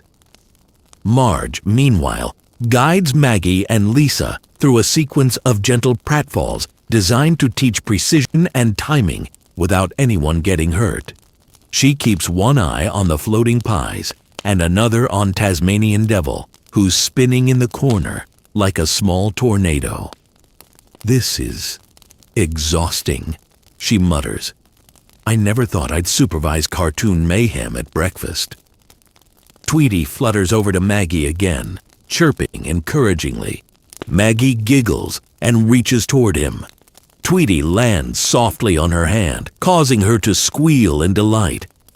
Marge watches, heart warmed despite the chaos. Lisa scribbles frantically in her notebook. Emotional bonding is amplifying the narrative energy more than any slapstick could. The family's interactions with the Looney Tunes are stabilizing the portal locally. But if someone loses control, even a small argument could propagate like a chain reaction. Bugs. Bunny hops onto the counter, surveying the scene with a carrot in hand. Looks like we're entering advanced level chaos management. Everyone's emotions now directly influence Springfield's structural integrity.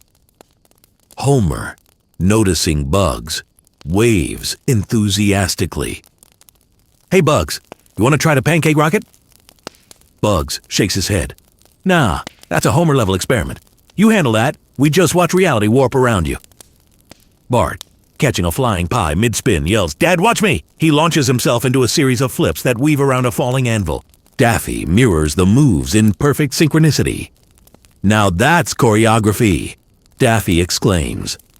Homer nods proudly. We're like a team. Lisa points toward the portal. See that shimmer? The family's emotional synchronization is directly influencing the portal's stability. Every interaction generates energy, and the Looney Tunes amplify it. If we maintain this rhythm, Springfield could become a perfectly balanced crossover node, temporarily immune to desynchronization. Marge folds her arms. So, this is all science? Lisa nods.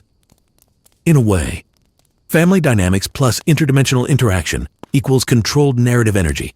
Too little focus and chaos spikes. Too much and, well, you've seen how it can get dangerous.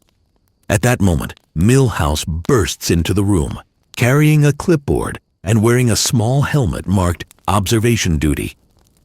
Lisa, I've been mapping emotional resonance points. Look.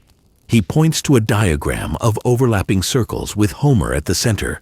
The Simpson core generates peak stability. If we enhance the interactions between Dad and the Looney Tunes, we can maximize portal synchronization. Homer nods slowly, chewing pancake fragments. So, I'm important? Extremely, Lisa confirms. You're like the emotional keystone. Homer grins and flexes dramatically. I always knew my love of chaos would pay off. The next stage of the exercise begins. Bugs Bunny arranges a series of timed gags around the house, each designed to elicit a reaction from a specific family member. A spring-loaded pie propels past Marge, who ducks neatly and directs it back into Homer's trajectory. Homer catches it, trips over a floating chair, and launches it into Daffy Duck. Daffy spins, landing perfectly atop a spinning kitchen table, confetti exploding from beneath him. Maggie giggles as Tweety floats around her, adding visual distractions that test the family's coordination. Lisa observes patterns carefully. They're learning to anticipate each other's moves. Emotional understanding is being reinforced with slapstick feedback loops. If this continues, the family could maintain portal stability even under extreme narrative stress. Bugs Bunny nods appreciatively. Kid, you're a natural at this. Keeping a family synchronized is harder than directing a full cartoon orchestra. Suddenly, the portal pulses brighter. Lisa freezes. It's responding to high-level emotional engagement. The stronger the bonds, the more energy is available, but too much emotional intensity could overload it. Homer, oblivious to the technical jargon, yells, "Woo-hoo! Emotional chaos activate!" He spins in a loop, colliding into Bart and Daffy. Bart laughs hysterically. "Dad, this is insane!" Daffy ducks a flying pie. It's amazing chaos. Marge sighs, brushing syrup from her dress. "I just want everyone to stay safe." Lisa, monitoring the portal, taps her instruments nervously. If the family doesn't maintain focus, the portal could destabilize and spread desynchronization across Springfield. This is a critical moment. Bugs Bunny hops onto the counter. "Relax, kid. They've got this. It's all about timing, trust, and teamwork, and maybe a little luck." Maggie, reaching for Tweety, triggers a tiny chain reaction. A pie flips in midair, lands on Homer, who slips, knocking a chair into Daffy, who bounces perfectly into Bart. The sequence is flawless, the family laughing in unison. Lisa exhales. It's working. They're maintaining the emotional rhythm, the portal stabilizing in response to the family's coordinated chaos. Homer, brushing confetti from his hair, glances at Marge. "See, Marge? Chaos can bring us together." Marge can't help but smile, despite the mess. I suppose, in a strange, syrup-covered way, it does. Bugs Bunny twirls his carrot like a conductor's baton. And that, folks, is how personal interaction saves the day. Family plus chaos equals balance. Who'd have thought? For a moment, all is calm, relatively speaking. The portal glows softly above the house, the shimmer reflecting the harmonious interplay of Springfield's residents and their loony counterparts. Lisa jots down her final notes. If this continues, the Simpson family could act as a stabilizing node for the entire town, maintaining equilibrium even as other chaotic elements emerge. Emotional connections aren't just narrative, they're functional. Homer smiles, holding a pancake aloft. "I like functional." Marge chuckles. "I like you being functional, mostly." Bart grins, tossing a pie high into the air. "Best family chaos ever." Tweety chirps. Maggie giggles. Daffy flaps dramatically, and Bugs Bunny winks at Lisa. Above them, the portal hums a gentle, approving tone. Springfield, loony, human, messy, alive, is holding together. For now, the house vibrates with activity. Homer has taken to using a rolling pin as a makeshift pogo stick. Each bounce launches him into increasingly elaborate pratfalls, occasionally colliding with Daffy Duck, who responds with exaggerated flaps and squeals. Bart, riding his rocket skateboard, weaves between flying pies, bouncing pancakes, and a trampoline that seems to have a mind of its own. Marge sighs, but this time there's a smile tugging at her lips. I think we're actually coordinating. Lisa observes the sequence carefully. The synchronization of emotional responses is remarkable. Homer's unpredictability, when paired with Bart's improvisation and Marge's stabilizing influence, creates a feedback loop that strengthens portal stability. Bugs. Bunny hops onto the countertop, balancing a teacup on his head. Yep, family dynamics aren't just charming, they're functional. Homer catches a flying pancake midair, spins once, and throws it directly at Bart, who somersaults, catching it on his skateboard. Daffy flaps in perfect rhythm, adding an extra layer of chaos that somehow enhances the timing. Marge shakes her head. I can't believe I'm saying this, but it's beautiful. Maggie claps her hands, watching Tweety flit overhead. Each flutter creates subtle ripples in the local narrative field, tiny pulses that Lisa notes with awe. Lisa jots furiously in her notebook. Even the youngest members are generating measurable narrative energy. Emotional engagement scales exponentially with attention and intent. Bugs Bunny winks at her. Translation: babies are secretly stabilizing Springfield. Who knew? Outside, the rest of the town mirrors the family's activity. Ed Flanders coordinates with Porky Pig, using gentle, precise movements to orchestrate a domino run of objects that would be disastrous if mistimed. Milhouse and Sylvester chase imaginary butterflies, bouncing off walls in exact alignment with the slapstick rhythm. Even Mr. Burns from his VIP box observes quietly, noting how coordinated emotional engagement can influence structural stability. Remarkable, he murmurs. Humans, when synchronized with chaos, can produce predictable results. Inside the living room, the next phase begins. Emotional improvisation. Bugs. Bunny hands each family member a cue card, each with a single prompt. Express joy, fear, surprise, or mischief in combination with slapstick. Homer's card reads, Surprise at food explosion.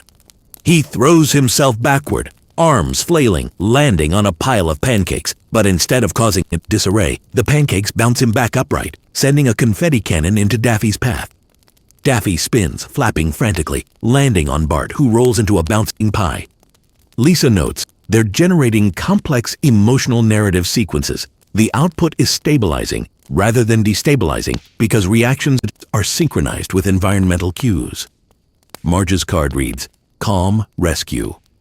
She steps in to guide Maggie, Tweety, and Homer, redirecting the chaos gently. Even her subtle emotional cues propagate outward, aligning other interactions in the room. Bart's card reads, Mischievous Joy. He grins, launching an improvised rocket skateboard sequence, which Daffy mirrors, creating a loop of escalating yet controlled, chaotic energy. Bugs Bunny observes, That kid is a masterclass in emotional chaos management. Everyone's reactions are timed to reinforce the narrative rhythm. Even the mistakes are synchronized. The portal above the house shimmers softly, pulsing in response to the emotional output. Its glow brightens slightly with each perfectly timed laugh or misstep, then dims gently, as if breathing. Homer wipes syrup from his hair and looks at Marge. Hey Marge, this is kind of fun. We're a team. Marge smiles, adjusting a bouncing chair midair. I suppose, in a weird, syrupy way. You're right. Bart flips over a trampoline, landing perfectly next to Daffy, who's caught a flying pancake mid-flap. Team Chaos, Bart shouts. Lisa scribbles, If the family maintains focus, portal energy can be sustained indefinitely. Emotional coherence plus slapstick feedback is a viable method of dimensional stabilization. Bugs. Bunny twirls his carrot. Yep, chaos becomes functional when everyone knows the beat. Suddenly, a new sequence begins. Tweety leads Maggie to a small pile of Acme crates. Maggie touches one, causing it to wobble and trigger a mini chain reaction. Pies fly, pancakes bounce, and confetti explodes, all in perfect alignment with Homer's ongoing pratfalls. Lisa's eyes widen. This is unprecedented. The youngest member of the family just amplified narrative stabilization through interaction with Looney Tunes elements. Emotional and physical engagement are converging into a high-efficiency feedback loop. Homer leaps onto a floating chair, flips, and lands in a stack of pancakes that launch into the air in perfect arcs. Daffy catches one, tossing it back as Bart rolls underneath it, forming a seamless cycle. Bugs. Bunny claps his hands. Bravo! That's art. That's chaos, turned into science. Marge catches Maggie mid-bounce. I think we've actually done it. We're keeping Springfield together. Lisa nods. For now, but I have to monitor this continuously. Emotional overstimulation could still destabilize the portal. Homer glances around, blissfully unaware of the technical jargon. I love it when chaos feels meaningful. Bart somersaults past Daffy. Best family day ever. Tweety chirps. Maggie coos. And Bugs Bunny winks at Lisa. The portal pulses one last time, reflecting the perfect synchronization of emotions, slapstick, and personal engagement. Springfield feels alive, not just as a town, but as a living narrative sustained by the interplay of family, friends, and Looney Tunes antics. Lisa breathes a sigh of relief. Emotional cohesion. Successful. The Simpson family has proven to be an effective stabilizing node. Bugs. Bunny nods. Kid, today's lesson. Family chaos in a problem. A solution if you manage it right. Homer grabs a pancake, twirls it like a frisbee, and tosses it at Bart. Teamwork. Bart catches it midair. Team chaos. Marge chuckles, brushing herself off. I'll admit, this wasn't what I expected, but it worked. And above them, the portal hums gently, glowing in soft, multicolored pulses, the heartbeat of a temporarily stable crossover. For the Simpson family, and for Springfield, today proves one thing. When chaos becomes personal, and when laughter is shared, even the wildest realities can hold together. The living room trembles slightly, as if sensing the peak of narrative energy. Homer, still bouncing off a floating pancake, freezes midair. For the first time, his cartoonish elasticity falters. He lands heavily on the floor, just barely catching himself on a rolling chair. That felt weird, he mutters, brushing syrup off his hair. Bart skids past him, a pie in hand. Dad, that bounce was offbeat. Are you okay? Homer shakes his head. I don't know. I feel normal for a second, and weird for another. Lisa steps forward, notebook in hand. That's the portal responding. Emotional energy is hitting critical mass. Even slight deviations in family interaction are creating local instability. Bugs Bunny hops onto the couch, balancing a carrot on his nose. Translation: the family's bonds are strong, but the chaos's intensity is peaking. Things might get personal. Marge frowns. Personal chaos? I've had enough of that in my life already. Tweety flutters over, perching delicately on Maggie's hand. That's gonna be tricky, he chirps. The next sequence begins almost imperceptibly. Homer tries to help Daffy catch a flying pancake, but the timing is slightly off. The pancake spins past Daffy and strikes Bart mid-roll, launching him into a stack of books. Bart yelps, but quickly rolls out of harm's way. "Dad!" he shouts. "Watch the timing!" Homer scratches his head. I thought I was in sync." Lisa steps in, tapping her instruments. Even minor emotional misalignments are propagating. If they don't adjust immediately, narrative coherence could collapse locally, spilling into Springfield proper. Bugs Bunny claps his hands. "Looks like it's lesson time. Chaos is fine, but personal stakes matter. Everyone has to anticipate each other's emotional beats." Marge steps forward, gently nudging Homer and Bart into position. "We need to work together, for Springfield and for ourselves." Homer nods. "Right, together. Team, chaos." Daffy flaps energetically. "And timing. Don't forget timing." The family re-engages. Bart launches into a new sequence, flipping over an improvised obstacle course of pies, pancakes, and confetti. Homer bounces on a trampoline, flipping over Daffy in perfect rhythm. Marge directs Maggie and Tweety, ensuring their movements complement the rest of the action. Even Lisa steps into the physical rhythm, directing the sequence with precise notes and cues. The portal above the house pulses brightly, responding to their emotional synchronization.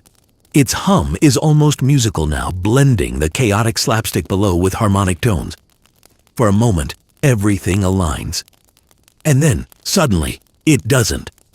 A shock wave ripples through the room. Pies hang suspended midair. Pancakes wobble like jelly. Daffy spins too far, knocking into Bart, who trips over Homer, sending them both rolling into a pile of confetti. Homer groans. "Ow! That hurt. And that was fun?" Lisa stares at her instruments. The narrative is fracturing. Emotional intensity is too high. Love, fear, joy, chaos. It's all colliding at once. Bugs. Bunny sighs, leaning against the couch. "I warned you. When chaos gets personal, it's unpredictable." Marge glares at Homer. "You didn't keep your bounce consistent?" Homer frowns. I tried." Tweety flutters frantically. "Oh no, that's too much." Bart rolls out of the pile, landing in a heap of pancakes. "Dad, we're overloading the system." Lisa bites her lip. If the family doesn't recalibrate immediately, the portal could destabilize, spilling the emotional chaos into the entire town. Bugs Bunny nods. Time for the ultimate emotional coordination exercise. The family takes a deep breath. Marge steadies Homer. "Homer, focus on my cues. Bart, follow your dad. Maggie, stay with Tweety. Lisa, guide us through." Homer nods, determination shining through the syrup. "Okay. Team Chaos, take 2. Bart launches first, weaving between floating pies. Daffy mirrors his movements, flapping just behind him. Homer jumps on a bouncing chair, flipping perfectly over Daffy and Bart, landing safely on a trampoline. Marge directs Maggie and Tweety, creating synchronized arcs of movement that blend into the sequence. Lisa counts aloud. 1, 2, 3. Engage. Emotional rhythm. The family moves in perfect harmony. Emotional beats aligning with physical movements. Homer catches a pancake mid-flip, tossing it to Bart, who launches it directly at Daffy. Daffy spins, bouncing into a stack of confetti, which lands neatly on Maggie's hands. Even Tweety flutters in perfect arcs, adding subtle adjustments to the chaos. The portal pulses, glowing brightly, stabilizing. Lisa exhales. It's working. They're back in sync. Bugs. Bunny grins. And that, kid, is how you manage personal chaos. Emotional engagement plus physical timing equals multiversal harmony. Homer, covered in syrup, pancakes, and confetti, looks proud. I did good. Marge smiles, brushing off her dress. You did surprisingly well. Bart high-fives Homer. Team Chaos for life. Maggie clapped at Tweety, who chirps happily. Lisa nods. The Simpson family has proven they can stabilize even high-intensity emotional chaos. For now, Springfield is safe. Bugs Bunny tips his hat. For now, kid. But remember, when families get personal, the stakes are never really gone. Keep an eye on them. Homer pops a pancake into his mouth. Steaks are delicious. Bart tosses a pie into the air. And fun. Marge sighs, smiling through exhaustion. I guess chaos can be beautiful. Above the house, the portal glows gently, humming in approval. A temporary equilibrium achieved, but with the subtle reminder that personal stakes can always tip the balance again. Springfield, loony, human, absurd, and alive, has survived the most intimate test yet. But somewhere deep within the portal, a shadow stirs, watching, waiting for the next emotional surge. The family laughs together, unaware of the quiet tension that still lingers above. And in that laughter, Springfield and its loony visitors find a fragile, beautiful balance. The morning after the family's emotional triumph dawns unusually calm over Springfield. The sun rises in pastel streaks, the air still humming faintly from yesterday's chaotic energy. Even the town seems to exhale collectively, as if catching its breath. Homer sits on the couch, staring at a pancake that refuses to settle flat. It wobbles like a jelly, spinning gently in midair before landing softly on his plate. Breakfast is alive today, he mutters. Bart skates past, tipping his hat at Daffy, who flaps enthusiastically in midair. Good morning, Chaos Buddy. Daffy spins, leaving a trail of confetti behind him. Morning, kid. Today, we escalate. Bugs Bunny lounges on the windowsill, chewing a carrot. Not so fast. The portal's energy is fading, but don't think that means things are over. When a crossover ends, it always leaves a mark. Lisa steps into the room, clipboard and instruments in hand. He's right. The portal is gradually losing energy, which means narrative feedback loops will weaken. Stability will decrease unless the town and the family maintain synchronization until the final fade. Marge sets a plate of toast down. Does that mean chaos is still dangerous? Lisa nods. Exactly. The fading portal doesn't neutralize the energy. It just disperses it unevenly. Springfield will experience residual effects. Homer perks up. Residual effects? That sounds tasty. Bugs. Bunny groans. Leave the metaphors to the kids, bub. Outside, the town begins to feel the first tremors of post-portal imbalance. A street lamp flickers, oscillating like it's unsure whether to be on or off. A tree stretches unnaturally, leaves spinning in slow motion before snapping back to normal. Even Moe's bar seems to sway slightly, though patrons remain oblivious, chatting over their drinks. Lisa frowns. Localized destabilization. The fading portal is creating minor distortions. If it continues unchecked, the next wave could propagate chaos across Springfield proper. Bart laughs, tossing a pie high into the air. Sounds like fun. Bugs Bunny sighs. Fun, yeah. Until someone loses a toe or two. Meanwhile, the Simpsons family begins their morning ritual of chaos coordination, trying to stabilize what's left of the portal's energy. Homer bounces off a trampoline, catching a flying pancake and tossing it directly at Daffy. Daffy spins, flapping in response, but the trajectory wobbles slightly. Lisa groans. Even minor deviations now can cascade. Small mistakes will amplify. Marge steps in, gently guiding Homer's trajectory. Focus, Homer. Think controlled chaos, not random chaos. Homer nods. Controlled. Chaos. Got it. Bart flips into the next sequence, weaving between bouncing pies and floating confetti. Tweety flits alongside Maggie, coordinating with Marge to stabilize the younger generation's interactions. Lisa monitors the portal above the house. Its colors swirl faintly, glowing less brightly than before, a soft hum replacing the earlier energetic pulse. "This is it," she mutters. "The portal is fading." But the narrative momentum hasn't completely dissipated. Any sudden spike of emotional or physical chaos could trigger a residual reaction. Bugs. Bunny hops onto the counter. Translation: "We're walking a tightrope over a volcano. Have fun." Suddenly, a loud whoosh reverberates across the room. A swirl of confetti and pancake fragments spins upward, coalescing into an unstable vortex above the house. Homer freezes mid-flip. Is that supposed to happen?" Bart's eyes widen. "Portal energy residue." Daffy flaps frantically. "Incoming chaos spike." Lisa grabs her instruments. The energy is coalescing. Residual narrative threads are forming a localized feedback loop. If we don't manage it, Springfield will experience a full-scale multiversal ripple. Bugs. Bunny leans against the fridge. "Well, we warned you." Marge takes a deep breath. "Everyone, stay focused. Use what we learned yesterday. Controlled chaos, personal coordination."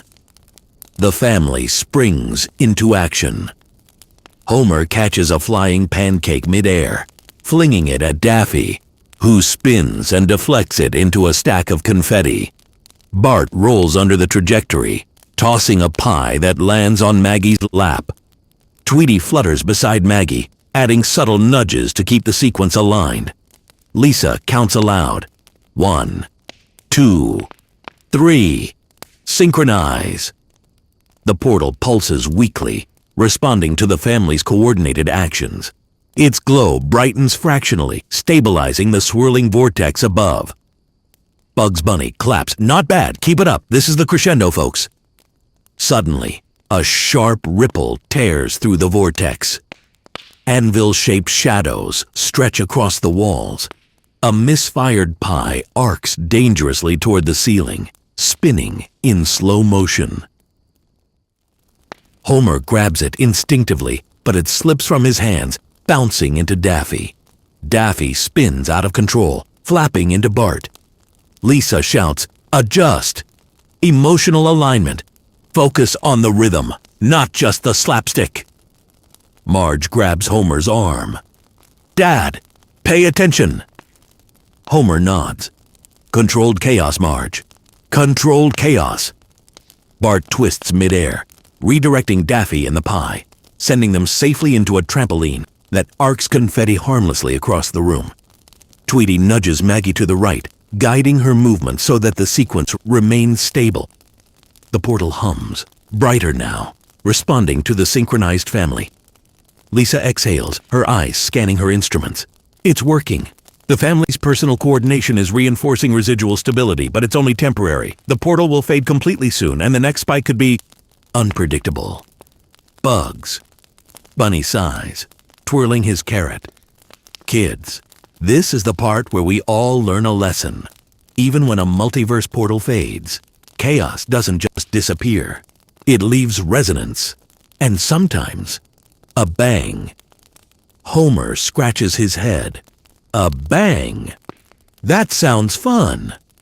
Lisa groans. "Homer, the bang isn't fun. It's catastrophic if uncontrolled." Before anyone can react, the vortex above erupts. Confetti, pancakes, pies, and minor stage props swirl violently, forming a chaotic cyclone. The family braces, aligning themselves instinctively. Homer flips, catching a pie midair. Bart rolls beneath him, redirecting Daffy. Marge coordinates Maggie and Tweety while Lisa monitors the pulse. The vortex grows, expanding beyond the house, stretching across the yard, twisting the air in a strange melodic hum. Springfield residents peer outside in confusion. A street lamp flickers, a tree bends impossibly, and Moe's bar quivers slightly. The town feels the residual energy ripple. Homer yells mid-flip, "Team Chaos now!" Bart rolls, tossing pies. Daffy flaps in exact sync. Marge guides Maggie. Tweety chirps, Lisa counts aloud, her voice steady. 1, 2, 3, synchronize.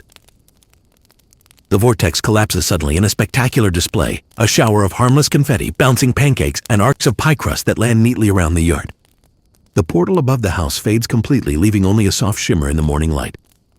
Homer lands, covered in syrup and confetti, and grins. That was a bang. Bart laughs, flipping over a trampoline. We did it! Marge shakes her head, smiling despite the mess. I can't believe that worked. Lisa monitors her instruments one last time. Portal fully dissipated. Residual narrative energy has dispersed. Springfield is stable. For now. Bugs. Bunny hops down, waving a carrot. And that, folks, is how you survive the grand finale. Chaos fades, but the memory and maybe a pancake or two sticks around. Homer grabs a piece of confetti, munching it. Delicious and educational. Bart high-fives Daffy.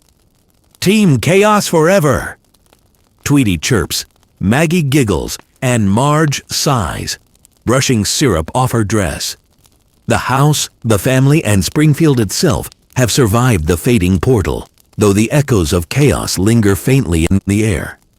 And above it all, the sky returns to normal, calm, but ready to hum again at the slightest provocation. The morning light softens over Springfield, illuminating the aftermath of the fading portal. The town is quieter now, but not silent. There's a residual hum in the air, a subtle vibration that hints at yesterday's chaos. Even the sidewalks seem slightly wobbly, as if remembering the slapstick ballet that unfolded across the town square. Homer sits on the couch, surveying the living room. Pancakes wobble gently in midair before settling on plates, and stray confetti drifts lazily to the floor. He picks up a half-spun pie and grins. Breakfast encore, he mutters. Bart zips past, riding his rocket skateboard through a carefully choreographed loop around the living room furniture. Daffy Duck mirrors the trajectory, flapping so precisely it almost looks rehearsed. Morning, Homer, Bart calls. You ready for round 2 of cleanup chaos? Homer groans, picking up a trampoline. Do we have to? Marge enters the room, balancing Maggie on her hip and a broom in her other hand. Yes, Homer. Chaos may have faded, but the mess hasn't. Tweety flits past Maggie, chirping and leaving a trail of tiny sparkling particles in the air. Maggie giggles, reaching toward the floating sparkles. Lisa steps forward with her clipboard, scanning the room. The portal's energy has dissipated, but residual narrative fluctuations remain. Minor spatial distortions are still present, and the town will feel echoes of loony interaction for days, possibly weeks. Bugs Bunny leans against the doorframe, munching a carrot. Translation: cleanup's gonna be weird, and fun, and weirdly fun. Outside, Springfield bears the imprint of yesterday's chaos. A street lamp tilts slightly, as if bowing under the weight of invisible laughter. Trees bend in strange arcs, leaves spinning slowly before landing. Even Moe's bar sways subtly, though patrons sip their drinks like nothing unusual happened. Lisa frowns. Localized residual effects are observable. These minor distortions could persist if emotional or narrative spikes occur. Homer, now holding a pancake that refuses to settle flat, chuckles. I like living on the edge. Bart flips past, pies flying harmlessly through the air in arcs that seem too precise to be random. Daffy flaps behind him. Precision chaos, Daffy declares. Marge sighs, brushing pancake crumbs from the floor. I suppose we'll just have to learn to live with it. Tweety perches on Maggie's head, chirping in agreement. Maggie giggles, reaching up to grab the little bird. Lisa observes, taking notes. Even infants are contributing to residual stabilization. Emotional engagement, even passive, is creating minor but important feedback loops that maintain equilibrium in the absence of the portal. Bugs Bunny winks at her. Kid, you ever think babies are secretly the unsung heroes of multiverse stability? Lisa smiles faintly. Apparently, yes. Meanwhile, the Looney Tunes begin wrapping up their stay. Daffy spins in a dramatic bow, flapping across the yard. Well, folks, I must say, this Springfield experience has been educational, chaotic, and highly gratifying. Bugs. Bunny hops onto the roof, waving. Time to bounce. Don't worry, I left the multiversal keys in the mailbox. Wile E. Coyote packs up a Rube Goldberg contraption, carefully storing every spring, pulley, and rocket in labeled crates. Safety first, sometimes, he mutters, almost apologetically. Yosemite Sam stomps past Chief Wiggum, waving a tiny flag. I'll be taking my chaos elsewhere, you hear? Even Roadrunner streaks across the sky, leaving a faint trail of sparks and laughter behind him. Inside the house, the Simpsons continue to coordinate residual chaos. Homer tries to catch a flipping pancake, only for it to bounce off a stack of confetti and land on his head. Breakfast surprise, he announces proudly. Bart spins past on his skateboard, narrowly avoiding a floating pie. Dad, you're too slow. Daffy flaps in response. Nonsense. It's all about style. Marge sighs. Style. Chaos. Whatever it is, just clean it up. Lisa steps forward. Even though the portal is gone, the family's personal coordination continues to stabilize the local residual energy. This is crucial. Without ongoing synchronization, small distortions could amplify into larger multiversal anomalies. Homer grins. Ongoing synchronization? That sounds fancy. And fun. Tweety chirps from Maggie's head, fluttering slightly to nudge a stray pie back into its trajectory. Maggie laughs, clapping her hands. Bugs Bunny hops onto the counter. Kids, this is the post show. Keep the rhythm, but enjoy it. Think of it as a curtain call for chaos. The town slowly begins to return to normal, but small hints of loony influence remain. The mailbox jiggles independently, as if it's breathing. Sidewalk cracks curl slightly, then snap back. Even the fountain in the town square gurgles to a comedic rhythm, a soft echo of yesterday's synchronized pratfalls. Lisa notes, residual narrative fluctuations are dispersing through Springfield, but emotional engagement from the family and the townspeople is keeping everything stable. Homer, holding a pancake, looks at Marge. Marge, I think we can handle this. Chaos or not, we're a team. Marge smiles. Yes, Homer. Team Chaos, or Team Cleaning. Bart rolls past on his skateboard, tossing a pie to Daffy. Team, everything. Daffy spins midair. Team Chaos forever. Bugs Bunny chuckles, leaning against the wall. And that, folks, is the end of the portal's visit. Fades away, but not without leaving a bang, some lessons, and a lot of pies. Homer grabs a piece of confetti, munching it. Delicious and educational. Outside, the town square is alive with subtle motion. A lamp tilts, a tree bends, leaves swirl briefly, and a trampoline bounces slightly without anyone on it. Lisa observes quietly. The multiverse has left its imprint. Even though the portal has closed, residual energy remains. The town will never be exactly the same. Bugs Bunny winks at her. Exactly. And isn't that the fun part? Homer grins, tossing a pancake high into the air. It's definitely fun. Bart high-fives Daffy. Chaos accomplished. Marge shakes her head, laughing softly. I suppose Some chaos is worth keeping. Tweety chirps, Maggie giggles, and the morning sun glints off the faint shimmer that lingers in the air. A reminder that Springfield has survived, changed forever, and yet, still standing. The sun climbs higher, casting long, playful shadows over Springfield. The town streets are littered with confetti, stray pancakes, and a scattering of anvils that somehow landed upright. Even the sidewalks ripple faintly as if chuckling, echoing the portal's vanished energy. Homer sits on the porch, attempting to balance a pancake on his nose. Perfect breakfast, circus edition, he declares proudly. Bart skates past, narrowly avoiding a flying pie that seems to have a mind of its own. Daffy Duck flaps behind him, matching his movements with exaggerated flair. "Morning, Homer! You ready for final chaos cleanup?" Bart shouts. Homer groans. "Do we have to clean up?" Marge steps onto the porch, holding Maggie and a broom. "Yes, Homer. Chaos may have faded, but the mess hasn't. And the Looney Tunes will be leaving soon. Let's give them a proper send-off." Tweety flits above Maggie, chirping excitedly.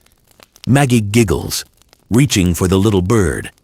Lisa steps forward, notebook in hand. Even though the portal has closed, residual narrative energy remains.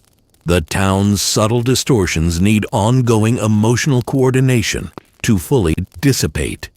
If left unchecked, small disturbances could amplify. Bugs Bunny hops onto the railing, munching a carrot. Translation: Springfield isn't done with chaos yet. Might as well enjoy it before it settles for good. Across the town, the Looney Tunes are gathering their props and saying their goodbyes. Daffy Duck spins dramatically in the air. Well, folks, I must say, this Springfield adventure has been educational, exhilarating, and, naturally, chaotic. Bugs Bunny balances on the roof, tipping his carrot in farewell. "Time to bounce, folks, but don't worry, if the town starts wobbling, it's only slightly our fault." Wile E. Coyote carefully packs his ASME contraptions, checking labels twice. Safety, sometimes. Responsibility, rarely. Yosemite Sam stomps past Chief Wiggum, waving a tiny flag. "I'll be taking my chaos elsewhere, you hear?" Even Roadrunner streaks across the sky, leaving a faint trail of sparks and laughter behind him.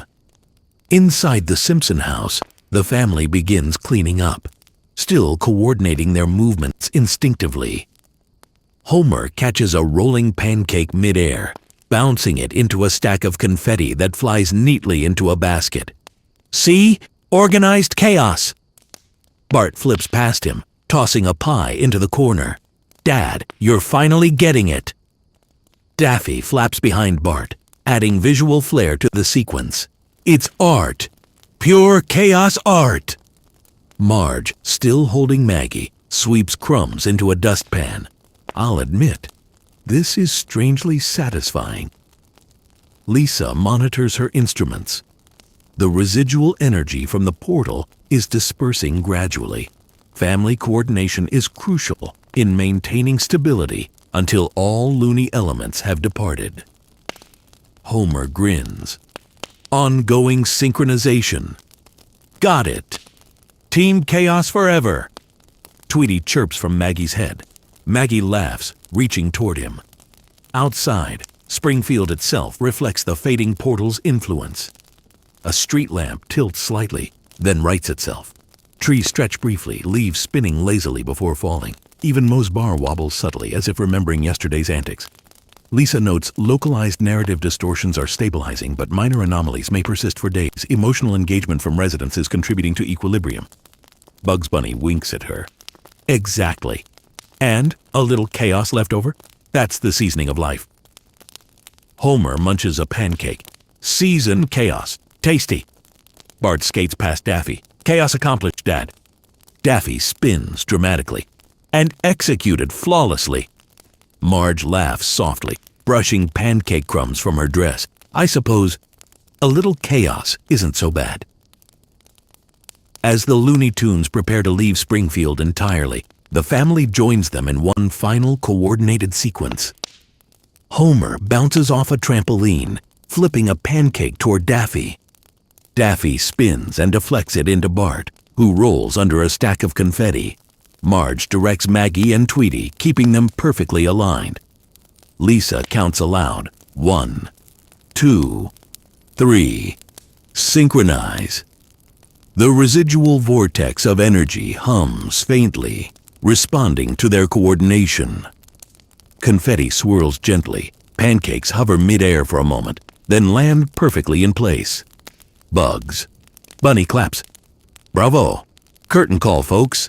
The portal may be gone, but the memory and the chaos remains. Homer pops a pancake into his mouth. Delicious and educational. Bart flips high into the air. Team Chaos forever. Daffy spins midair.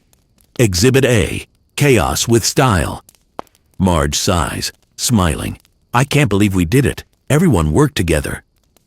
Tweety chirps, Maggie giggles, and the morning light glints off the faint shimmer lingering in the air. A reminder that Springfield has been changed forever. Even as the Looney Tunes depart through invisible cartoonish portals, traces of their presence remain. A bouncing anvil sits upright in the yard. A stray pie balances improbably on a fence post. Confetti drifts lazily in spirals like tiny galaxies suspended midair. Lisa observes quietly. The narrative impact of the portal remains embedded in the town. Minor anomalies will dissipate over time, but the emotional resonance of the family's engagement has permanently altered Springfield's stability patterns. Bugs Bunny hops down, twirling his carrot. Translation: Springfield will never be quite normal again, and that's the best part. Homer grins, holding a piece of confetti. I like this new normal. Bart laughs, high-fiving Daffy one last time. Chaos accomplished. Marge shakes her head, smiling. I suppose some chaos is worth keeping. The town, alive with small, lingering quirks, hums quietly, the echoes of laughter and slapstick energy creating a gentle rhythm across Springfield. Lisa closes her notebook, satisfied. The portal is gone, the Looney Tunes have departed, and Springfield is stable. But the multiverse leaves subtle marks, reminders that even when chaos fades, it never truly disappears. Bugs Bunny winks at her. Exactly. Remember, kid, chaos is a flavor, not a disease. Sprinkle it carefully. Homer pops another pancake into his mouth. Delicious advice. Bart rolls past one of the last floating pies. Best adventure ever. Tweety chirps, Maggie giggles, Marge sighs happily, and the sun shines on a town that survived the multiverse's wildest visit. And above it all, the faint shimmer of residual energy hints at future surprises. Subtle, harmless, but undeniably loony. The sun reaches its zenith over Springfield, casting long shadows over a town still alive with the subtle echoes of yesterday's chaos. The streets are mostly calm now, but small quirks remain. A lamppost leans slightly, as if bowing to the memories of pancake-flinging antics. Sidewalks ripple faintly, and the fountain in the town square gurgles in an oddly rhythmic pattern, a soft echo of slapstick harmony. Homer lounges on the couch, surveying the living room. Pancakes wobble lazily on plates, confetti drifts in slow spirals, and Tweety perches on Maggie's head, chirping happily. Breakfast encore, Homer mutters, nibbling a pancake that seems to bounce with a life of its own. Bart zips past on his rocket skateboard, tossing a pie toward Daffy Duck. Daffy spins in midair, landing neatly on the trampoline. Precision chaos, he declares. Marge smiles, shaking her head. I can't believe I'm saying this, but I kind of miss the portal already. Lisa steps forward, clipboard in hand. Even though the portal has dissipated, residual narrative energy remains. Small anomalies will linger, and emotional resonance from the family will continue to stabilize the town until it fully disperses. Bugs. Bunny leans against the counter, twirling his carrot. Translation: Springfield will never be exactly the same, and that's the fun part. Homer pops a pancake into his mouth. Delicious and educational. Outside, the Looney Tunes are gathering for their final departure. Daffy Duck spins dramatically in the air. Farewell, Springfield. You've been chaotic, absurd, and delightfully unpredictable. Bugs. Bunny balances on the roof, waving his carrot. Time to bounce, but remember kids, a little chaos goes a long way. Wile E. Coyote packs the last of his Acme contraptions, checking labels with exaggerated care. All accounted for, mostly. Yosemite Sam stomps past the Simpson house waving a tiny flag. I'll be taking my chaos elsewhere, you hear? Even Roadrunner streaks across the sky, leaving a faint sparkling trail, a visual reminder of the multiverse's fleeting touch. Back inside the Simpson house, the family coordinates the final cleanup. Homer catches a rolling pancake midair, bouncing it into a basket of confetti. See? Organized chaos. Bart flips past, sending a pie sailing into the corner. Daffy flaps dramatically behind him. Art. Pure chaos art. Marge sweeps crumbs into a dustpan. I'll admit, this is strangely satisfying. Lisa monitors her instruments one last time. Residual energy is stabilizing. The family's coordination is crucial to fully dissipate the final traces of the portal's influence. Homer grins. Team Chaos forever! Tweety chirps, Maggie giggles, and the family works in harmony to gently restore order while maintaining playful coordination. Outside, Springfield shows the marks of yesterday's adventure. A street lamp tilts, then rights itself, and trees sway gently, leaves spinning briefly before settling. Moe's bar quivers slightly, then returns to normal. The town is alive with subtle, lingering echoes of multiversal activity. Lisa observes quietly. Minor anomalies may persist, but the town's equilibrium is intact. Emotional engagement continues to reinforce stability. Bugs Bunny winks at her. Exactly. And a touch of chaos? That's the seasoning of life. Homer munches a pancake. Seasoned chaos. Tasty. Bart high-fives Daffy one last time. Chaos accomplished. Marge laughs softly, brushing confetti from her dress. I suppose. Some chaos is worth keeping. The Looney Tunes begin disappearing through invisible portals, leaving faint traces of sparkling dust and laughter in their wake. Daffy spins dramatically in a final flourish. Goodbye, Springfield. Remember, chaos is art. Bugs. Bunny winks and hops into a portal. Keep the chaos playful, kids. Wile E. Coyote waves a gloved hand as he vanishes. Goodbye, humans. Mostly harmless. Roadrunner streaks across the sky one final time, leaving behind a trail of harmless sparks that drift lazily to the ground.